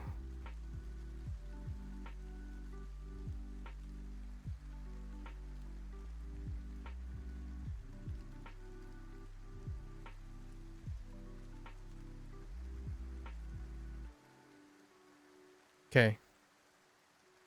So, Liang. This is the ya and haya. No, still missing a few hanzi. Hopefully they add it back retroactively. This one's kind of okay. So you go like here, then right, and okay, that's fine. Yeah, which I forgot today. I forgot this vocabulary. Yeah, and yao. Yao, I forgot too. Okay, and then this is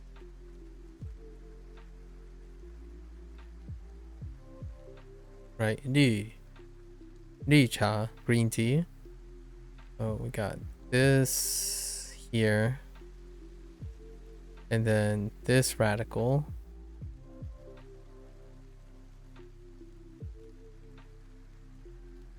Like that. Okay. Alright. So we're going to try to remember. Okay. 牛奶, liang, ya, and 绿茶.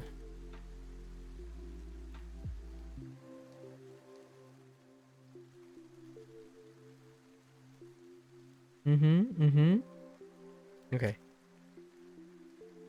Let's try again.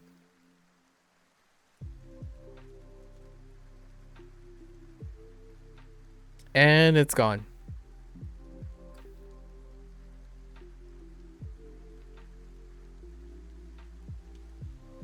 Wow.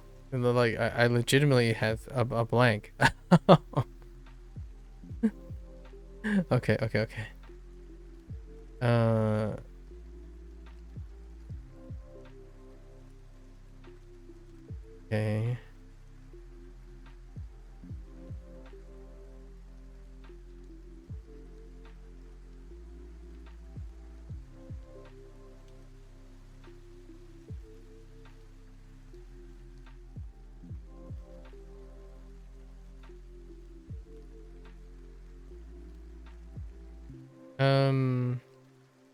only remember the right side of that.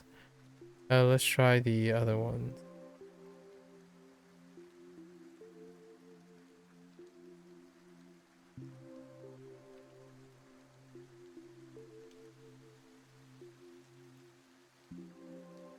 Yeah. Wow, I only remember bits and pieces of everything.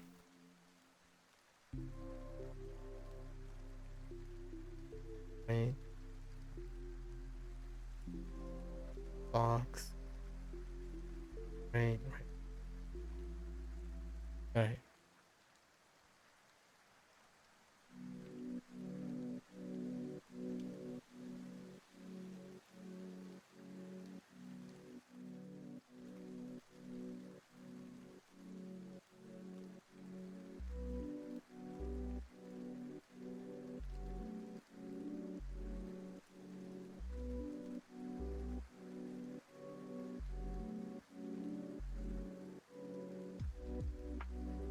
Could be better. Let's try that again.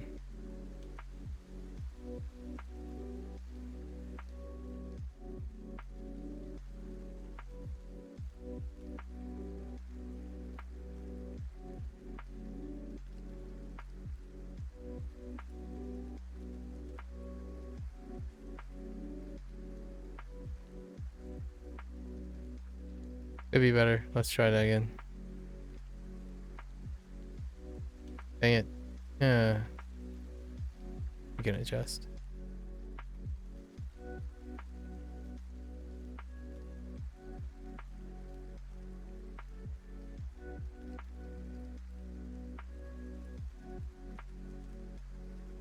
Nope.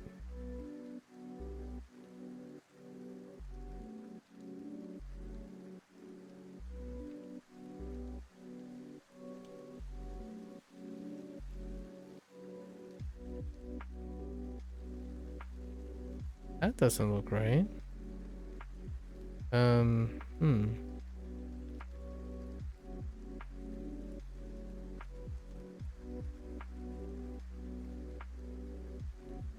Something seems a little off there, but we'll have to look at that again. Young.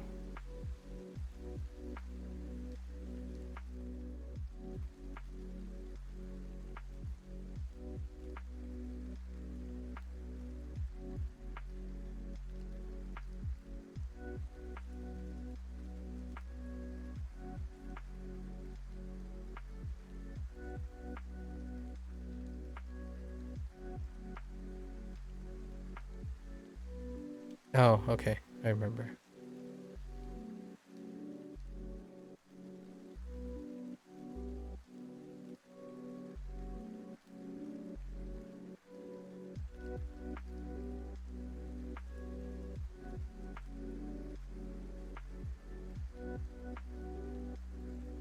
Okay.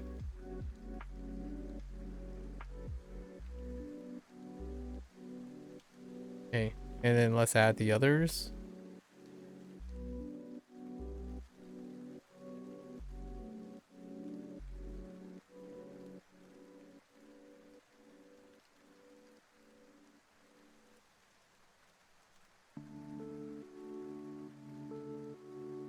I know what I'm looking for, but I don't. Oh, wait, I do.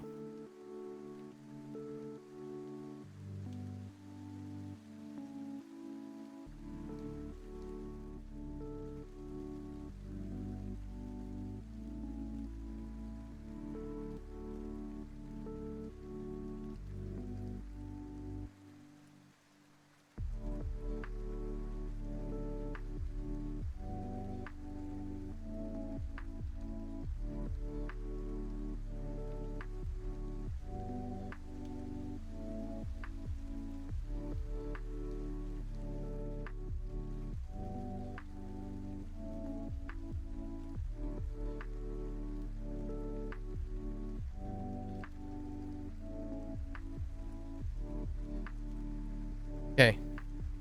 All right. All right. We got the 2 rows now.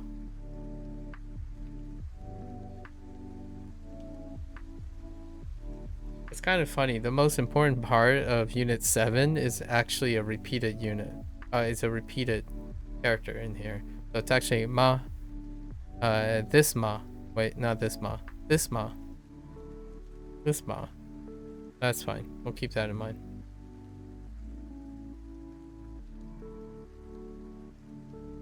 And then we have ke qi. Ke qi left. Ke and qi.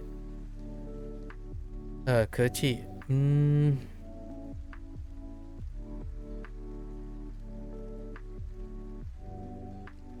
Yeah. Lü. Okay. 不可气. 不可气. Okay. 可气 was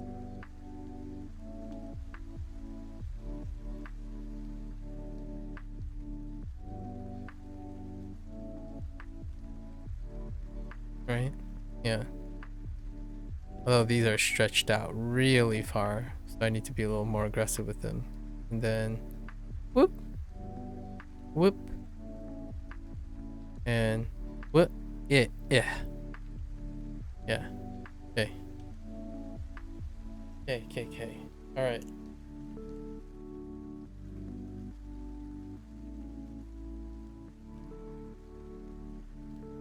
Okay. All right.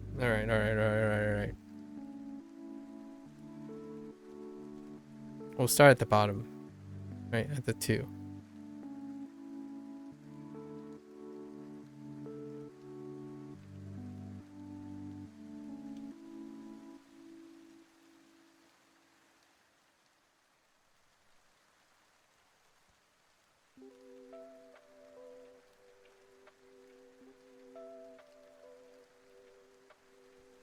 Right. And then moving up.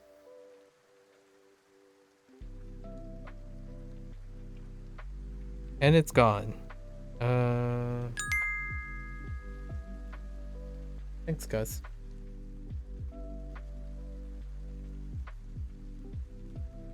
Okay. I know this. We got this. Okay.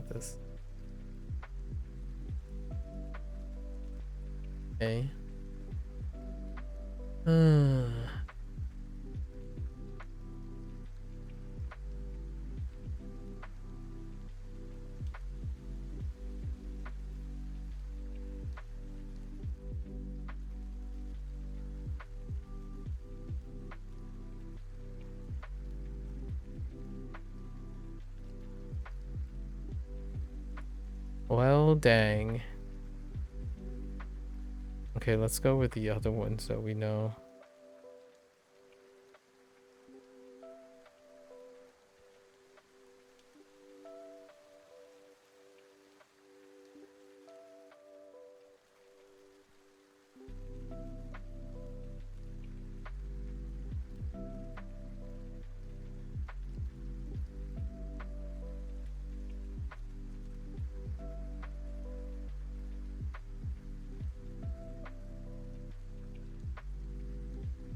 Does that jot my memory of the other ones? No.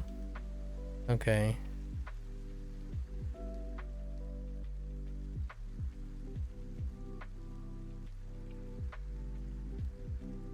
Does that help? No.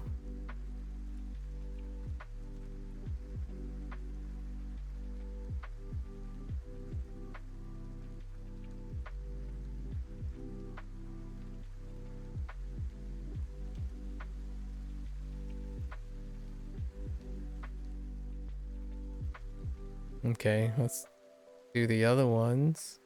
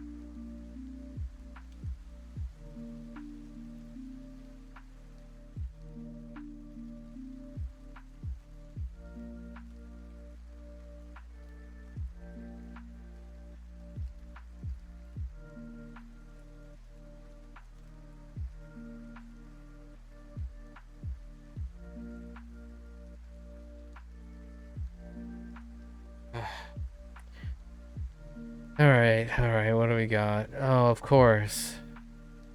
It's, yeah.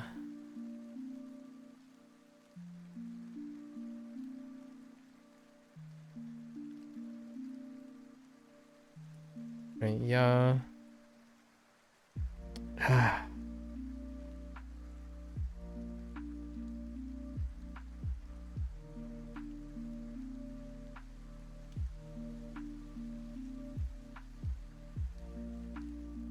Okay.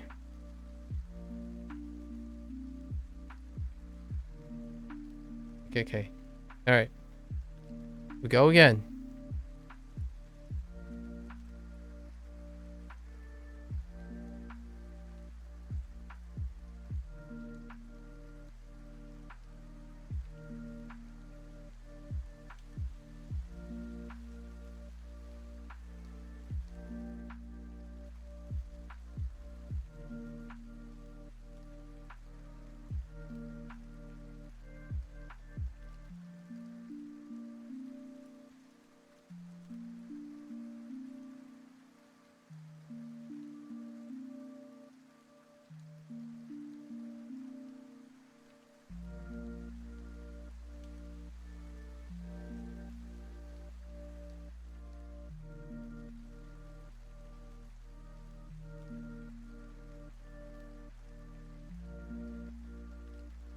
Why?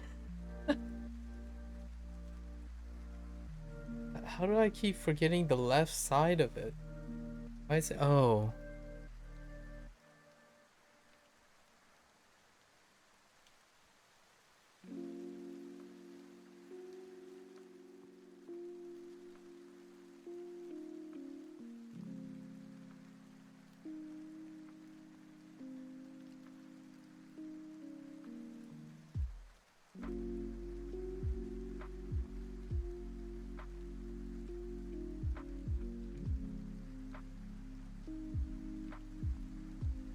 Not today.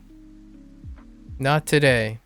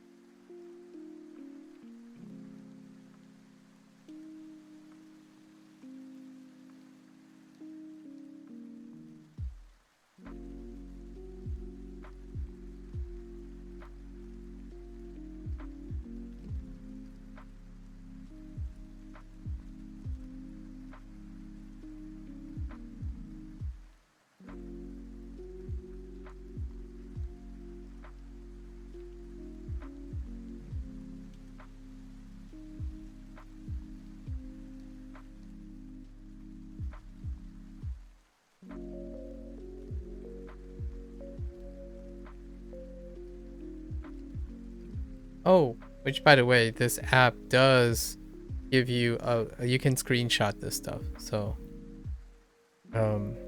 obviously you could just use the Windows OS to capture the screenshot too. Windows Shift S as well. If you ever want to save the image or something like that. It does have a camera thing to capture. I don't know how quick it is compared to Windows screenshot. Let's see. One last thing. Yao.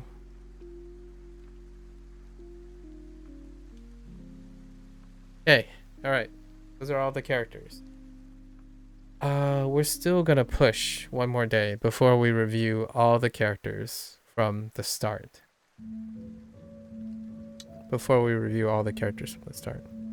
Alright. Because we're trying to push a couple more days before we go back. We do have some time. We could try. What is that? That's another 12 characters to the pile. I think we crossed 100 now. And then we're only responsible for the English. Where are we at? The little 2.5 hours. It's gonna be tough. I think when we do the last exercise, I want to pull up a different program for practice. Yeah. Actually, let's review then instead. 水、咖啡和茶、米饭。这是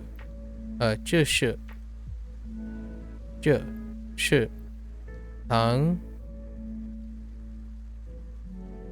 冰、你的招、豆腐、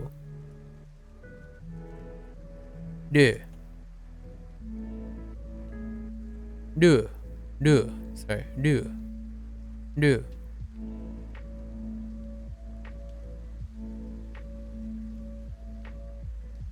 英国、美国、中国、人、我、好、你好 right 你好。意大利、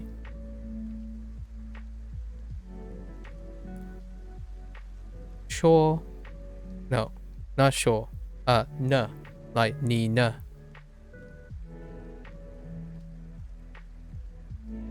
when language when 医生、老师、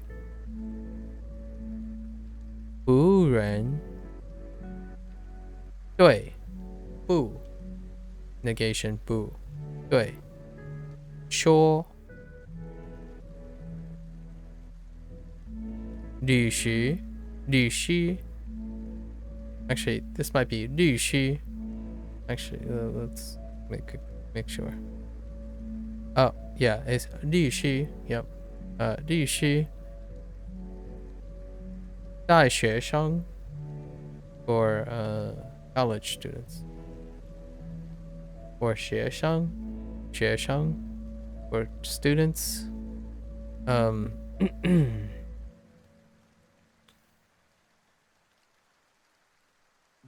喜欢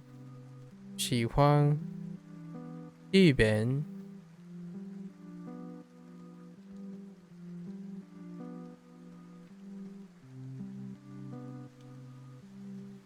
汉堡包菜音乐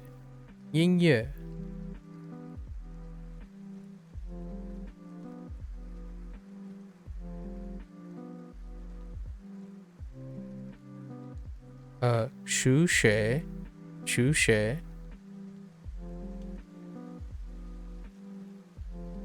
this and this 数学课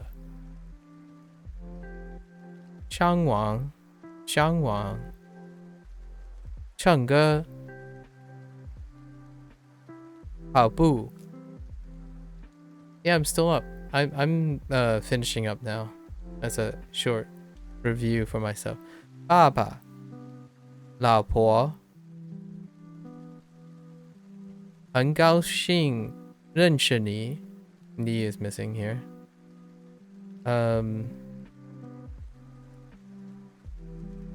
加拿大 da is missing 加拿大他 or she 妈妈老公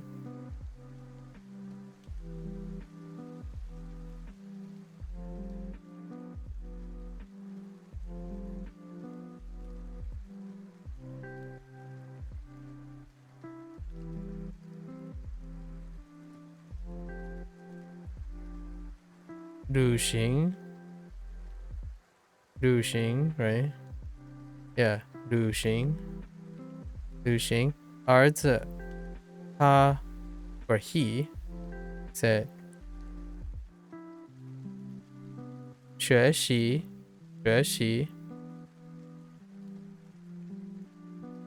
也真的吗？真的吗 And then 女 like 女儿 Okay, and then we're down here 傍晚去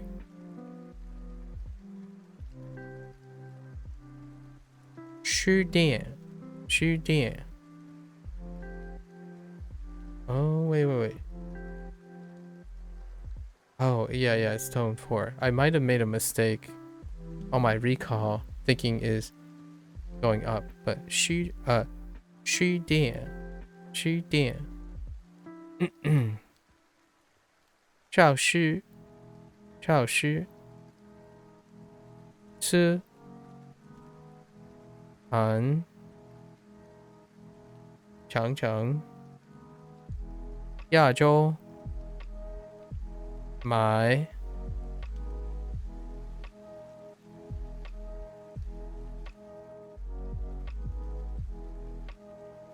零食看 Okay, and then we have 一三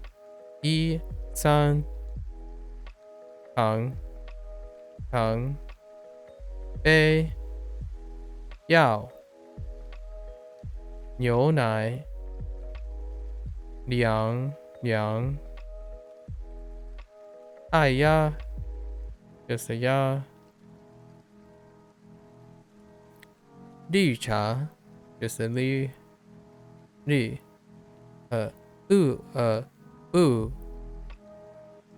不可以 And then lastly, down here, our newest ones for English output. We have today's to end with today's review of. Okay, so.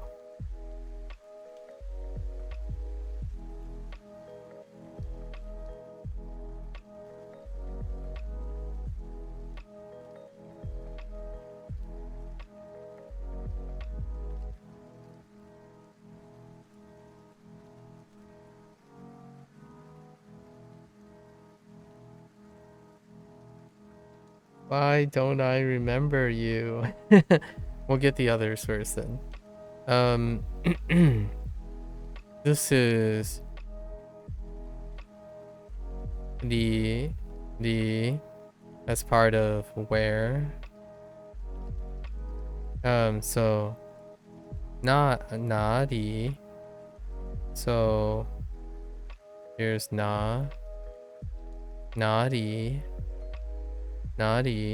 and 这里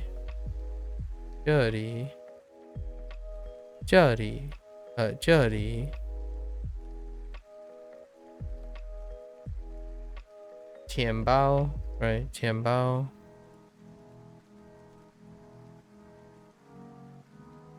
在 is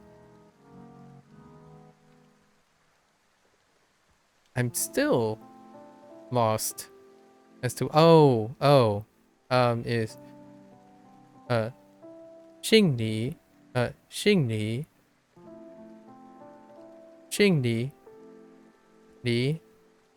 part of luggage 姓李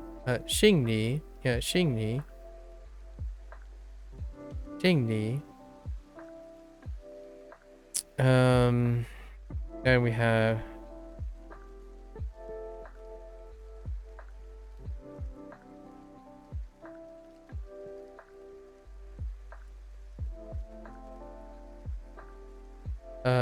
洗手间洗手间洗手间 for bathroom.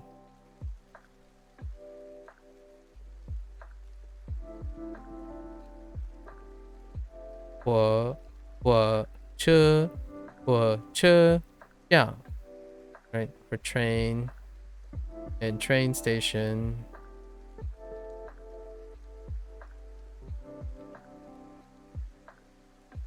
And I got these ones mixed up earlier. This is 票 ticket 票 like 车票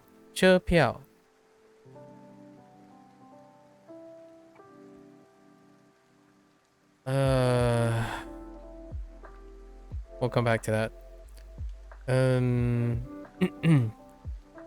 D R like number R2 DR, and this is Thai more like board, but combined with like Chang 火车唱台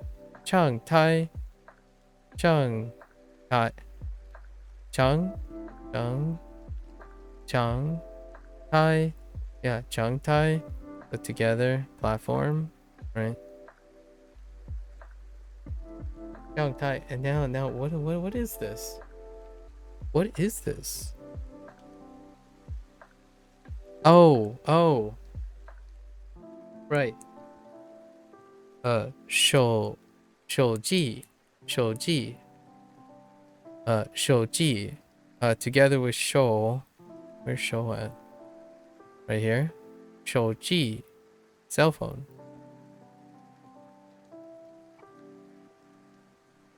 Okay. Those are our new vocabulary. It's so disorganized. It's so difficult to do it this way. But I think it makes me remember the things a lot better. Yeah. Gotta put in the time. Alright. Up and away. I guess that's a wrap. That's a wrap for today. Not bad. Have some a little, give me an extra hour or two of rest. Extra hour or two of rest. Alright folks, that's a wrap. Thank you for chilling, listening, maybe having inspirations to also dive into Mandarin or Japanese, right? This concludes day 15 of Chinese with Duolingo, as well as day 119 of Duolingo Japanese. If you're gonna watch this later or watching, I hope I generally end these segments with some sort of message. Today we kind of talked about how multilingual thinking, right? And I kind of shared my thoughts about it. I typically prefer to slow down and try to think of multiple things all the time. So yeah, I guess it's kind of nice if you talk very fast and you focus on very singular things and whatnot. I think that can work, or that works for many people, right? If you're acquiring your second language, you want to treat it like your first language, where you learn and you immerse and you think of everything in your target language, and you try as quickly as possible to start thinking only in your target language. So that's probably fast, it's probably efficient. Fair enough. I mean, I have no arguments there. The earlier discussions, I was sharing what goes on in my head, which I am not concerned necessarily with the speed and acquisition of going purely into things. I think my slow, methodical approach works for me because it's incredibly comfortable. It's a comfortable place, and it's a place that I work very, very hard on, which is the idea that when I approach language learning, it's at the intersection of all the languages. So when I'm learning Mandarin, I'm constantly thinking about Japanese. And then I'm constantly thinking about Fujianese. And I'm constantly thinking about English. So yeah, in a way, it does slow me down and it makes me work a lot harder. However, at some point, for myself, I can choose when to think about certain things because it's sufficient, not comprehensive. So at some point, I would tell myself, like, nah, well, we'll just think in Chinese right now. Or, yeah, I don't know, we'll just think in Japanese. Like, I'm really tired today. Let's focus and do just enough to understand the Chinese, just enough to understand the Japanese. So, yeah, it may not seem like it's something possible on paper for individuals who may not spend their entire life with surrounded by multiple languages. However, it might even seem like I that's the best way I can describe it, right? Some people would argue if you keep associating the two things, so like if you keep translating in your head, or you keep doing so and so, or you keep trying to think of Japanese and bend it towards bend your target language to your native language, I agree for the most part. If you're constantly trying to spend a lot of time reframing everything from another language, right? This is different for me in a sense that now when I see, like, for example, people talk about structure all the time. Like, what are you looking for? Like, Japanese structure is different, and sometimes Mandarin structure is different. Well, to me, if I took my English words and I plugged it into the grammar structure of Japanese and English, it still says the same thing. Like, what I mean by that is the untranslatable stuff stays untranslated. If I wanted to speak in the structure of Japanese with English, then I will do so, and that kind of thing. And then if I made Japanese, rearranged it into English, then yeah, that's fine, and the untranslated stuff stays untranslated. It will definitely slow me down, but at some point all the roads lead to a similar place. In my opinion, it becomes so second nature that you may get to the same point, or I may get to the same point as someone else. However, maybe I'll take longer. But the thing is, I'm spending time making sure that my other languages continue to be married with the new language, as opposed to, in contrast, trying to separate all the languages. And I get it, the words like confusion, interference, how do you like juggle all these things? Maybe there are similar things, maybe confusion. That's going to happen. However, it's not a negative thing to me. It makes things easy. It almost makes them easier sometimes for myself to remember, since they're so closely related, right? If you spend a lot of time and a lot of effort trying to Ohio gozaimasu. Thanks, Mercy. Marcy. Oh, hey, it's been a while. Yeah, I'm about to conclude today, so I'm just ending with a closing remark. You got my back. Yeah, so it's a position that I want to share, and I feel like it's the most comfortable position in the future for other people. So like, if you're into acquiring your second language, we out here speaking corrupted Romanji, you know how we do it. Yeah. So yeah, I understand about efficiency and whatnot, but I wouldn't like Mandarin and Cantonese and Fujianese and Spanish and English as much, in my opinion, if I continue to separate them. And certainly, you have to ask yourself, which the answer is pretty clear for most people. Like, I want to become fluent as fast as I can. It's like that. Then go do it. Go separate your languages and go for it, right? Myself, by the time I get to wherever point some people like to get to, I have a like I already elevated all my other languages in respect to that language. So there are other individuals, and actually some people shared this with other influential people, who, knowing the associations and embracing how in my opinion, embracing how your mind works, which you create associations between things, as opposed to trying to forget and compartmentalize things, you can also get to a point that is relative to that. So for me, yeah, I'm not speedrunning language learning, for lack of a better word. In fact, that's kind of the reason why I can do this for so long, right? I don't spend all the time thinking literally, or trying to think and punish myself for thinking I can't bring anything from my past self, or like from anything that I have, into something. In my opinion, that whole like advisement for forget to translate, or stop translating, or stop thinking a specific language, it's very difficult for me to relate to that. The logic seems sound, in my opinion. For many people, the logic is probably pretty sound, where, oh yeah, like if you want to learn Japanese rapidly, or you want to learn your target language very rapidly, you got to stop relying on your whatever your common language you're using to learn, right? And that is very sound.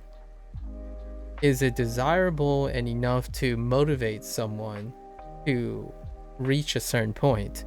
That's up to the person who's taking that information. For myself, I'm not going to stray away from it. Some days I feel like translating to English, some days I don't. Some days I think of Japanese when I'm doing Mandarin, some days I think of it in English. So the concern, in my opinion here, is how much effort and how much concern and how much deflation, or what are the trade-offs of constantly having to fight yourself? Like, oh yeah, man, oof, yeah, English, I just thought of English, now I just feel sad. It's like, today's not my day. I keep thinking in my common language. It's like every day is a great opportunity to learn. So embracing what you do, and then making an effort to do something else, while not necessarily punishing yourself for doing that, I think that goes a long way to making people consistent, as opposed to, because thinking things are wrong is kind of going to pile up. So like if you suddenly translate and thinking English, you inherently punish yourself. Like, it's wrong to do this. Like, I don't think that's the kind of mindset that can help other people, right? So ima something wa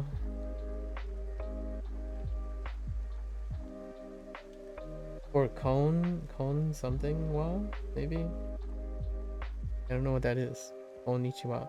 Oh yeah, you said that before. Yesterday. Hello, Kinorashi. I'm just ending today, by the way. Yeah, hello. So, I'm gonna end my little spiel and suggest that I don't think it's worth it for individuals who are becoming progressively negative about the separation of their quote-unquote native language or their common language to facilitate learning a language. I think it's a deal. You have to understand, you have to determine for yourself if it's a deal breaker And sometimes it can be very difficult to know until it's probably too late, right? Like 3 months down the line, you still kick yourself. It's like, oh yeah, I thought in English, or shame or something, or oh, I thought in whatever your language you prefer, right? I don't really see it that way. However, I would say the most popular opinion at the moment is probably that idea. It's like, oh yeah, you can't learn this if you're constantly still using your other language. Like, well, I kind of beg to differ. However,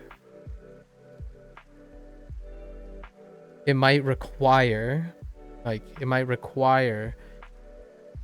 focusing on doing that in order to acquire the skills and the practice necessary to do that.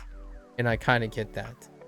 Unfortunately, this is where my feelings and my own experience cannot bridge, because growing up in a household of multiple languages, I won't be able to provide any insight or any like empathy for someone. I can't simply unlearn or unexpose myself to an environment that I was raised in, right? I hear 2 simultaneous languages all the time as I'm growing up.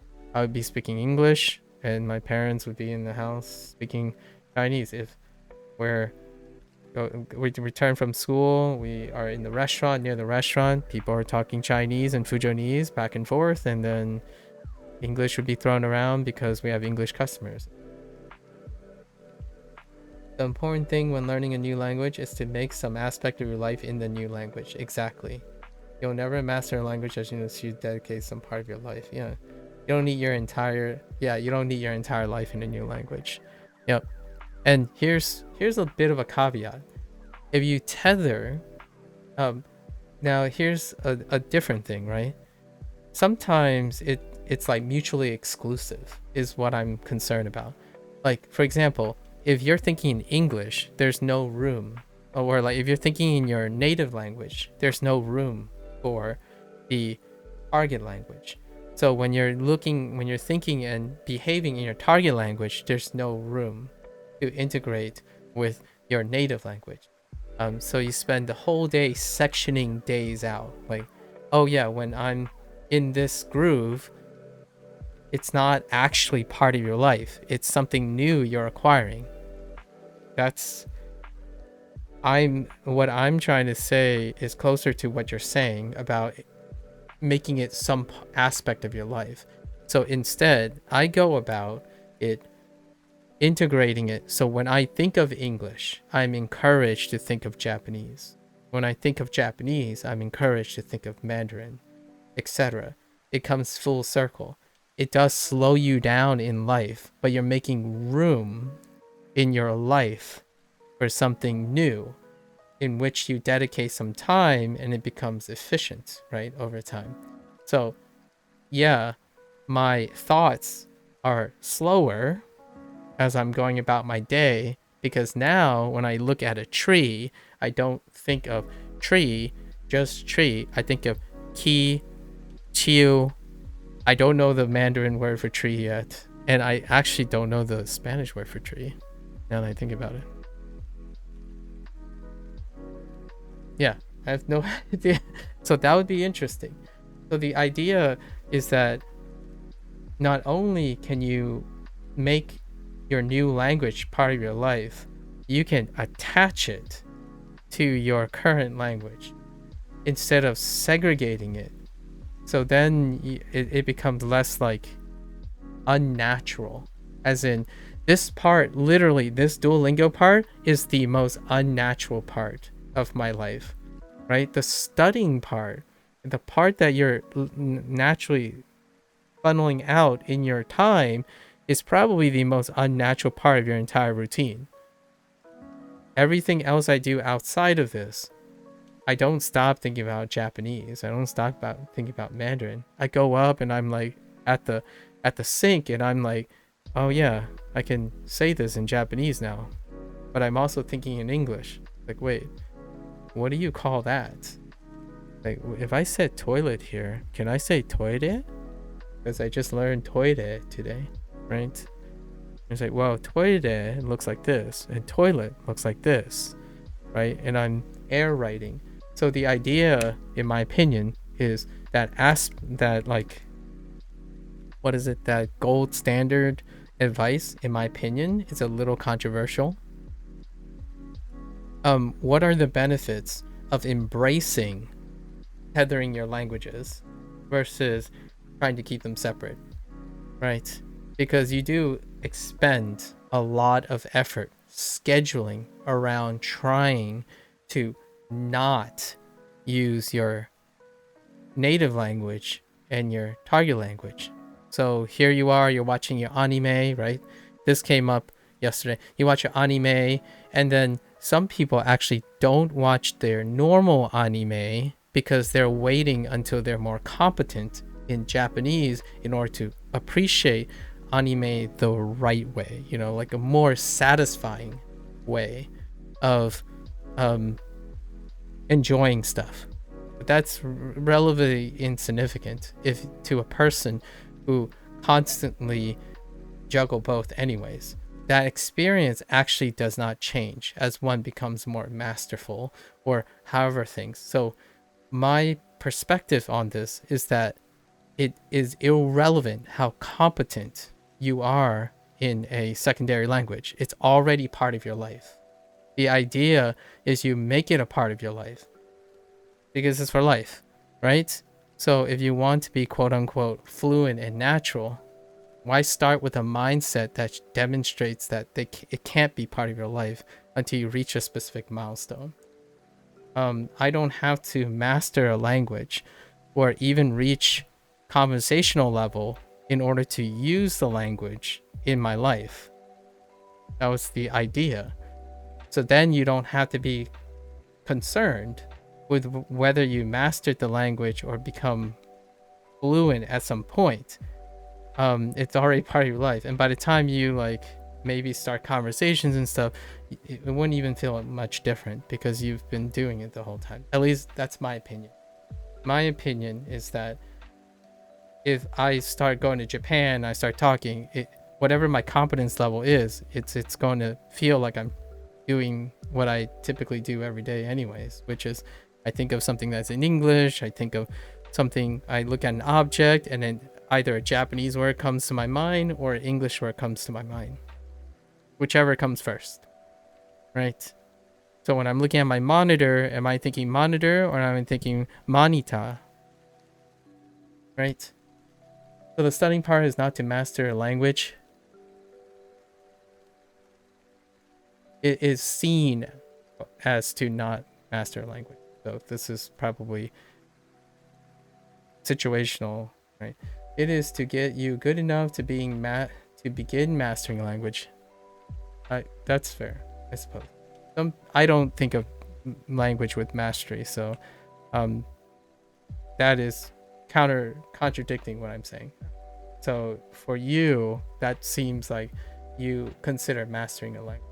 Some people do think like only reading manga in Japanese. They might also only play video games in Japanese, right?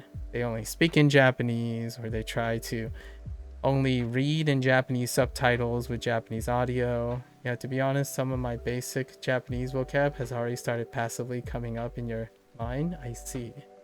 Someone talked about getting a language from the game part of the mind to the language part of the mind. Studying can bring it into the game part of your mind. Immersion brings it to the language part of your mind. Okay, I can see that. The whole like compartmentalization of the mind, I think, is something of a simplification of how the brain works. Generally, most of your memories are not necessarily compartmentalized like that, but more associated all the time. So early in the days, I mean, I'm not a neurobiologist or a neuropsychologist, like a psychobio as well. However, generally that whole concept of where your mind kind of gets excluded and there's like particular parts of your mind that interacts with other particular minds, that's kind of something that is not contemporary anymore. So nowadays, it's how things associate with each other. So if you think of associating your gaming stuff, your gaming memory, with elements of your language inputs, they become associated. There's no like actual segregation between, like, there's no actual part of the mind that focuses on specific tasks. So oftentimes forming associations is how you start outputting things. So every time you go to play a game, you'll be outputting the associated language, or engaging in the outputted language. So when you start outputting things, the more likely you combine the things is the more likely they become natural to you. So like I'm playing a game right now. The way I approach studying is also the way I approach playing video games, and vice versa. They were talking about how the human brain has a part hardwired for language, and getting good at language requires this part being trained. I'm guessing, is this guy like they? You keep saying they, so who are they? Like some influential psychologist online or something? Like, I can honestly say there are not a lot of things that would corroborate that type of thing, but maybe there are like centers that may command some of that. But the things we're talking about is it's not that rudimentary. But it would be interesting. I would like to entertain that idea. So perhaps, well, she was a scientist, but she studied many languages. Keir Dolly was talking about how to learn. Oh, Keir Dolly wasn't talking about how to learn languages. Oh, I guess. I'm not. One thing I can say conservatively wasn't a science. Yeah, one thing I can say conservatively is that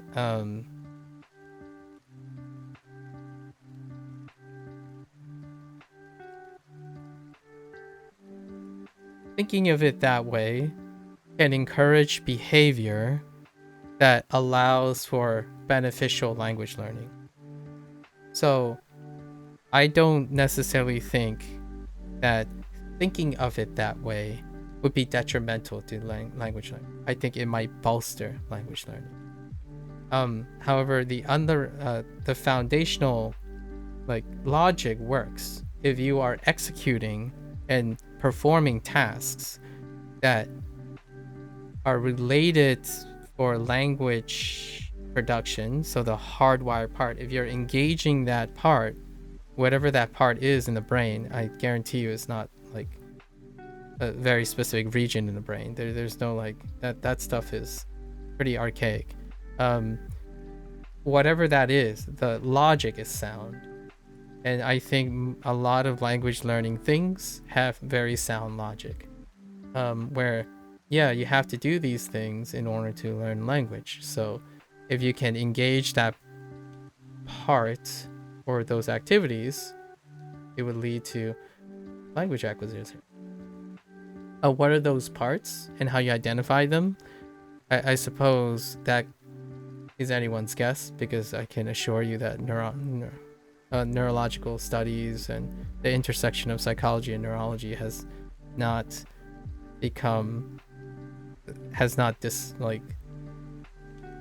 figured that out yet, or demonstrated a lot of robust science to back that up. However, it still could end up true. It could still end up being true, because I don't necessarily think that is the case at the time. From your own studies, I know there's a part at the base of the brain that's designed for automatic responses. This is the part of the brain used for things like walking. Yes, that is true. Sort of. I think it's still true, sort of. The reason why I say sort of is because damages to specific types of brain, like opportunistic situations where people have compromised parts of those brains, don't necessarily have the inability to do those things. So like the brain's plasticity is not to be underestimated. So yes, certainly by default, there's particular brain function designed for certain places, but I wouldn't say there aren't things that challenge the plasticity of the brain. We'll go into this discussion another time. That's a pretty interesting thing to talk about, and I would love to learn more about your studies. I haven't studied this like in a professional setting. I was a molecular biologist, so I studied things on a much smaller scale. You suspect pronunciation is related to this part of the brain? Interesting. I'm gonna say yes and no, because yeah, I'm gonna say yes and no. Largely due to the phenomenon known as, this was just high school science. Okay, so if you think of mind-body connection, Hinorashi, if you think of the mind-body connection, we're not talking about science like hardcore science anymore, like just effects and training, right? If you think of the mind-body connection, then the answer is no. That's a counter argument to something that's autonomic. So for example, when you perform a push-up for the first time, and then you consciously are aware of how you have feedback from them, all of that is not associated commonly with, like exclusively associated with an automatic response. So you may argue like, oh yeah, well, you can catch yourself when you're about to fall, right? Those are autonomic responses. If you're falling, you'll catch yourself. You can also have a conscious level of being able to rectify how you catch yourself. So it's not exclusively automatic. Like there are lots of things about the mind-body connection that are not automatic, but can be practiced and trained. That includes running, walking, like your movements that would be classified as automatic. So there's still components of conscious thought that can create new intuitive responses that become intuitive. So it's not exclusively that particular part of the brain that is automatic. However, that would be a fun topic for another time. And pronunciation also is that. I'm not talking fully automatic. I'm talking about how people basically walk like a fly by wire guidance systems. You do the basic controls, but the small nuances are done automatically. So I'm saying they don't. They're not, the small nuances are not always done automatically, right? You're saying they're not fully automatic. Yes, I'm going to say again, once again, I'm going to emphasize that it is erroneous to suggest one is more contributing more dynamically to something than the other. So there are automatic components and then there are not automatic components. Now, what happens when you remove those automatic components? It's not clear if the person can still function without those quote unquote places in your brain. And there are many anecdotal or case studies where damages to that particular place can be reconstituted in another place. So it's not to say that this is not true, but what you're suggesting is that that is probably the more important place, or like maybe it's not that simple. I guess I don't know what else to say about that except probably try to end my stream before, like,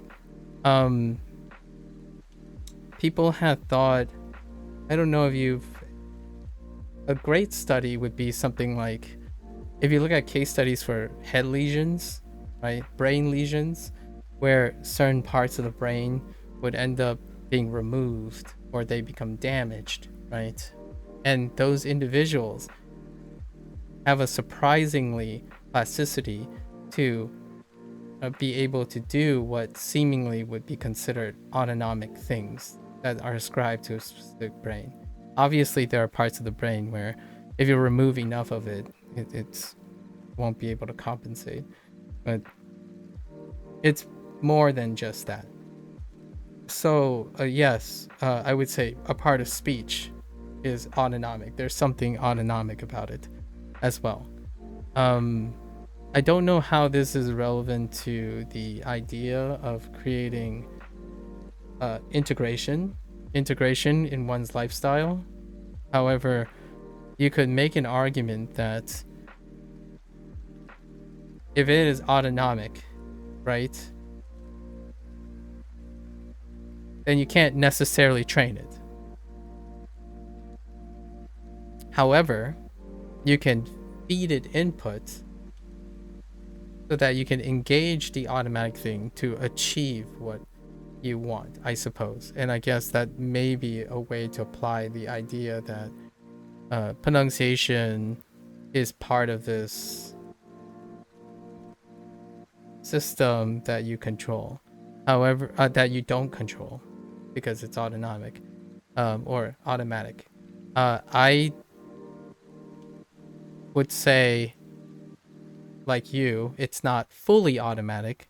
So there's a component you can train, and there's a component that is automatic. And most people, I would say normal people, would probably be providing advice and training based on the non-automatic part, right? So we're using our logic, and you're saying basically walking like a fly by wired guidance systems. So those automatic things are probably not the things we're talking about here. Like Dolly's advice is probably based on all the things you can do voluntarily as opposed to automatic, and recognizing that there are automatic systems that you can input to encourage something, like pronunciation. For me, integrating that into your life, like, you know, using both languages, 2 or 3 languages at the same time, however regular that is, it will likely be associated in engaging all these automatic systems that happen. So for example, when you go out to walk and one day you just decided, let me focus on what the walking feels like, as opposed to completely making it a passive activity, right? Walking can be a passive activity, which you call the automatic system, the guidance system, and it can be an active activity. That active activity then can become passive through training. So your walk can quite literally change, but then become automatic again. So the question is, does that help with language learning or not? Or does doing something by focusing on it create a new automatic, right? Because you're saying that small nuances are done automatically, and I disagree. It is the small nuances that tweak the automatic. Automatic responses are gross, wide things. So like a knee jerk, or generally automatic responses are big actions. They're like necessary actions. Small nuances are components, in my opinion, of higher thinking, of like not the part of the brain that's automatic. So knowing how the water feels between your toes are the small nuances that you must pay attention to. you can your automatic system cannot appreciate small nuances, in my opinion. That's the idea. So it's almost like my mindset about this is the reverse. Your automatic system cannot detect small nuances. You have to consciously make those changes. So like for pronunciation, in order to become more accurate in like say pitch accent, one must be actively training for the small nuances in order to take care of it. I don't think your automatic system will be able to pick up the nuances without you actively paying attention to it. So you can't say acquire pitch accent without attention to the small nuances, because they're not the automatic part. Automatic parts are the ones that deal with the big picture. So when you can walk, it takes care of most of the walking. To make walking more efficient, you have to pay attention to the nuance of walking in order to condition your automatic walking. To get faster at running, you have to train for the nuances of running in order to make it better. I had this interesting experience once. I was playing O's and I was not consciously clicking the circles. I was simply looking at the screen and my hand was being moved by a non-conscious part of your brain. It felt strange when this was happening. Yeah, but those are gross movements. So, could you tell what it was doing? Right? Like what I mean is,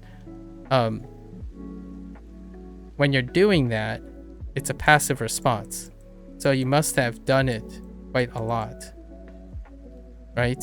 But you don't know the nuances of those movements,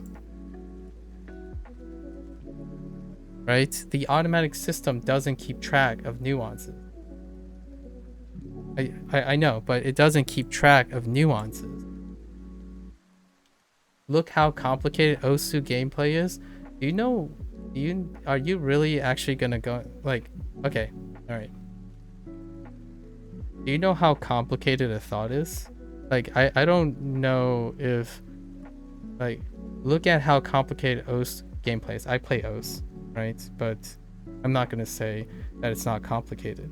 But I don't think you I feel like there's an underestimation of how complex a thought is and how complex nuance everything you do is. So what you're doing now is probably equally as complicated, which is to have a discussion on demonstrating how complicated OS gameplay is. But OS's movements, the movement that takes to do those things, is far less complicated than what you can think of. So, like, your attention to playing and stuff trained and conditioned whatever you had, that little out-of-body experience.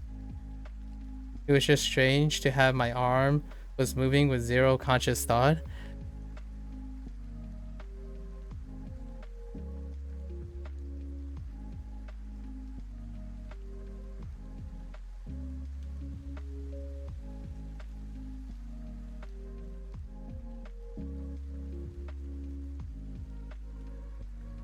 It only happened once. I mean, that's fine. I really this is probably too long to talk about, but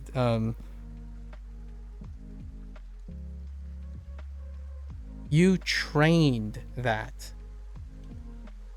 Like you're training, like the playing of the thing it's a trained response. So then whether it's automatic or not, it is a trained response. So like there isn't a part in your brain that, what I'm saying is like that movement, right? It's trained. At least I think. Like if you were born and you're suggesting that somehow you could do that automatically without being trained, then that's what I mean. It's not automatic until you trained it. So hopefully I want to dispel something here where like people might start thinking where like, oh, pronunciation is something that comes automatically, or like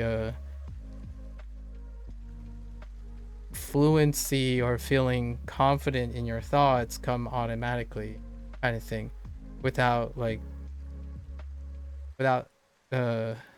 training.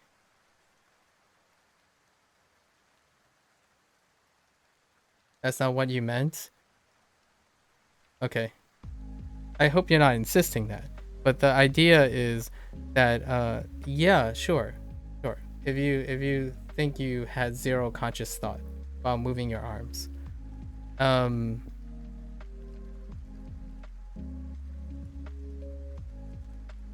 mean, you were conscious. Otherwise you wouldn't have noticed that you were moving your arms. You might be talking about like how you weren't actively paying attention to what your arms were doing, but I don't really know how else to express this. But I guess you're talking about intuition and like repeating repetitious movement and whatnot. But it is very difficult. Like we're probably going to end with this statement. You would not know, you would not be able to have this conversation if you weren't conscious of it happening. If you get what I mean. So like it was strange your arm was moving on its own, but you were conscious that the arm was moving on its own. So you were having conscious thought about the arm moving on its own. If you know what I mean. So it's very difficult for me to understand how that's not conscious. I meant that execution of a complex series of movements was trained, and then you basically say do patterns but don't think about the patterns.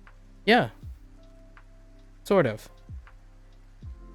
Yeah, sort of. Sort of.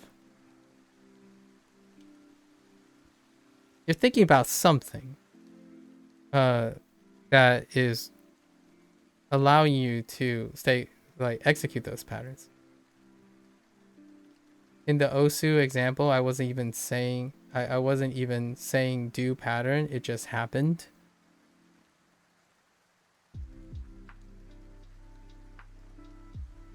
Yes, that's intuition.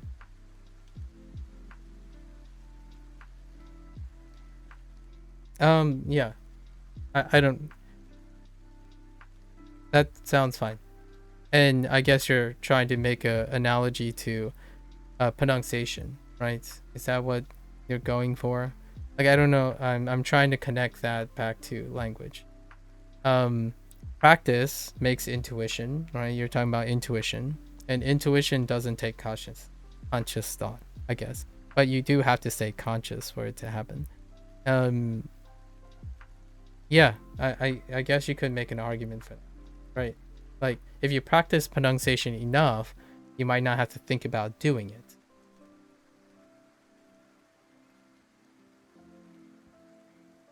You are just saying random things related to it, not necessarily a connected conversation. Well, it is connected, right? You're saying related things to it. Well, at least that's... Alright, that's fair enough. We'll leave it at that. When you're trying to say random things related to it, it's connected to it, right? Anyways, fun ideas. I don't have answers to them, obviously. My whole statement about mindset is that one can integrate your lifestyle with the things you already do. And when you do integrate the things you already do with your target, like say your target language, it builds that automatic response, I guess. So when you integrate a language into your lifestyle, it is training for the association.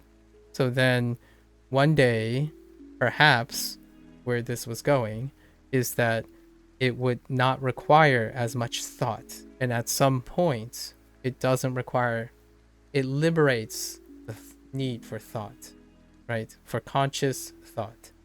So for me, and this is where the tether was, right? Sometimes you have some passive vocabulary that comes up in your daily life, right? Soon you'll look at a monitor and you'll think of the Japanese word instead of the English word.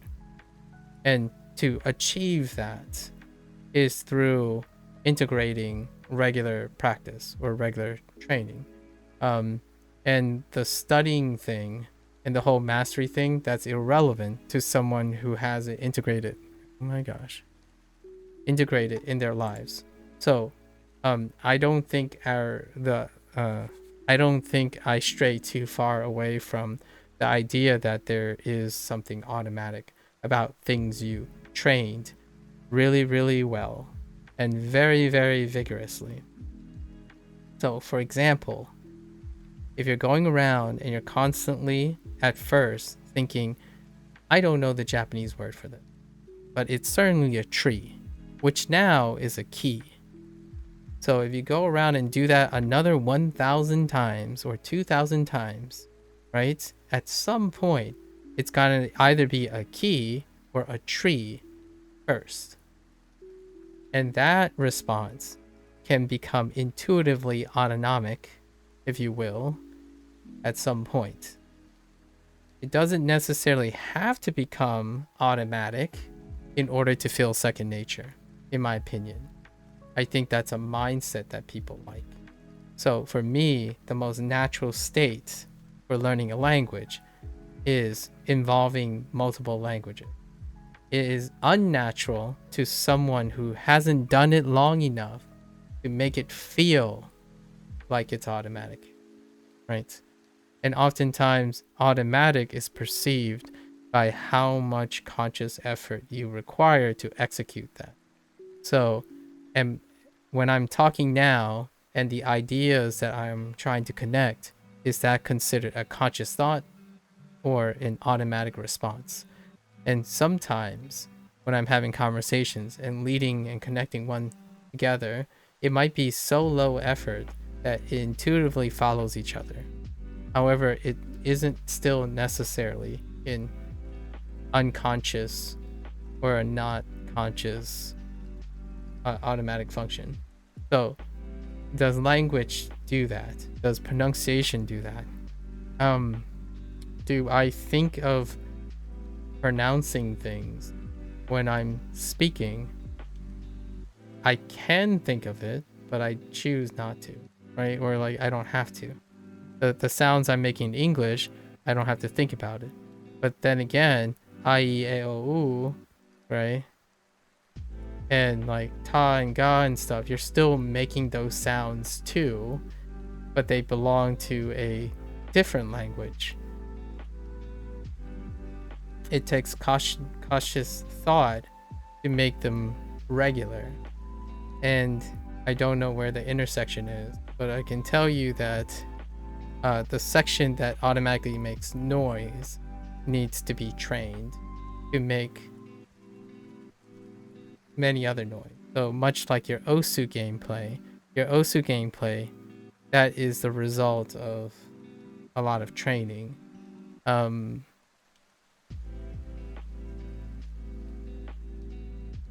I don't know where I'm going with this, other than do it often. You know, find as many opportunities to do something often, like your language, and you'd be surprised. It might become automatic, right? It may never become automatic. Who knows? I don't think language can completely become automatic, at least in my opinion. I don't think English comes automatic to me. I think about what I say all the time. I'm not sure if I'm going to think about how I say it. That might be interesting. I think Kirdali might have some interesting perspective on do I constantly think about how to produce sound, right? Or pronounce a word. Sometimes I do, sometimes I don't. But definitely some part of it is automatic. Good point. excellent point. I don't know enough, so that's why we're talking about it a lot. I don't have enough information. It would be interesting to get some sort of neurological perspective on it. I think when it comes to language learning, if you want to keep the language, if you want to learn, if you want to necessarily learn the language, one of the underlying principles is to make it part of your life. What's more part of your life than the native language you're using? So if you're constantly saying that right now you want to learn a language and your first thought is, I need to stop using my native language to learn that language, then until the day you, in my opinion, that it doesn't feel like your target language needs to be a separate part of your life, i.e. move to Japan, so it's no longer a separate part of your life, then perhaps that'll work out. For me, I don't plan on moving to Japan, so my life typically involves using both Japanese and English at the same time. So that is my natural state. And when people think about, oh yeah, how you feel naturally, this is my natural state. When I speak English, I often question if I'm saying things correctly or if I'm saying things appropriately or not. I expend a lot of energy explaining and thinking about it, like our conversation here. Like, I'm thinking about how to word certain things. So how close you get to a natural state is relative, in my opinion, to people. Some people might think fluency is when they only think in the language. Meanwhile, I'm thinking that there isn't too much of a difference between constantly translating and being fluent in the language, because I am constantly interpreting and translating every day. So in Osu gameplay can feel natural to someone when they see it. I think about my hand motion every time I play Osu. Do I turn my brain off when I play Osu? I haven't tried. So perhaps it is a thing. When I run, I think about the running. And when I walk, I still think about the walking. Some people do things passively, and I tend not to. One thing I do automatically, though, is breathe. And occasionally I think about my breathing. But there are lots of automatic things. Those things do not take account for nuance. Okay. All right. At least in my personally. Okay. All right. So, yeah. That was an interesting discussion to end the day. All right, guys. Take care. Lots of things to think about. Maybe there's some neurologists or psychologists out there, some linguistic people that can shine more light on how they feel about things and what they think. I think the nice thing about this area is there isn't hard science to say certain things, and it leaves a lot of room for discussion. All right, guys. Thanks for listening. If you're gonna watch this later, thanks for watching. As always, Kinorashi, keep bringing in those interesting comments. I honestly think, I hope it didn't feel like too strenuous. I really do like rambling about these things, and if there's any encouragement, it would encourage you and myself to do more digging and to come up with more explainers, right? And I didn't realize you play O's. So do I. Good times. Okay. All right. As always, また明日。はい。じゃあね。またね。再见。明天见 right? Take care. Bye bye. And have a good one. Best of luck.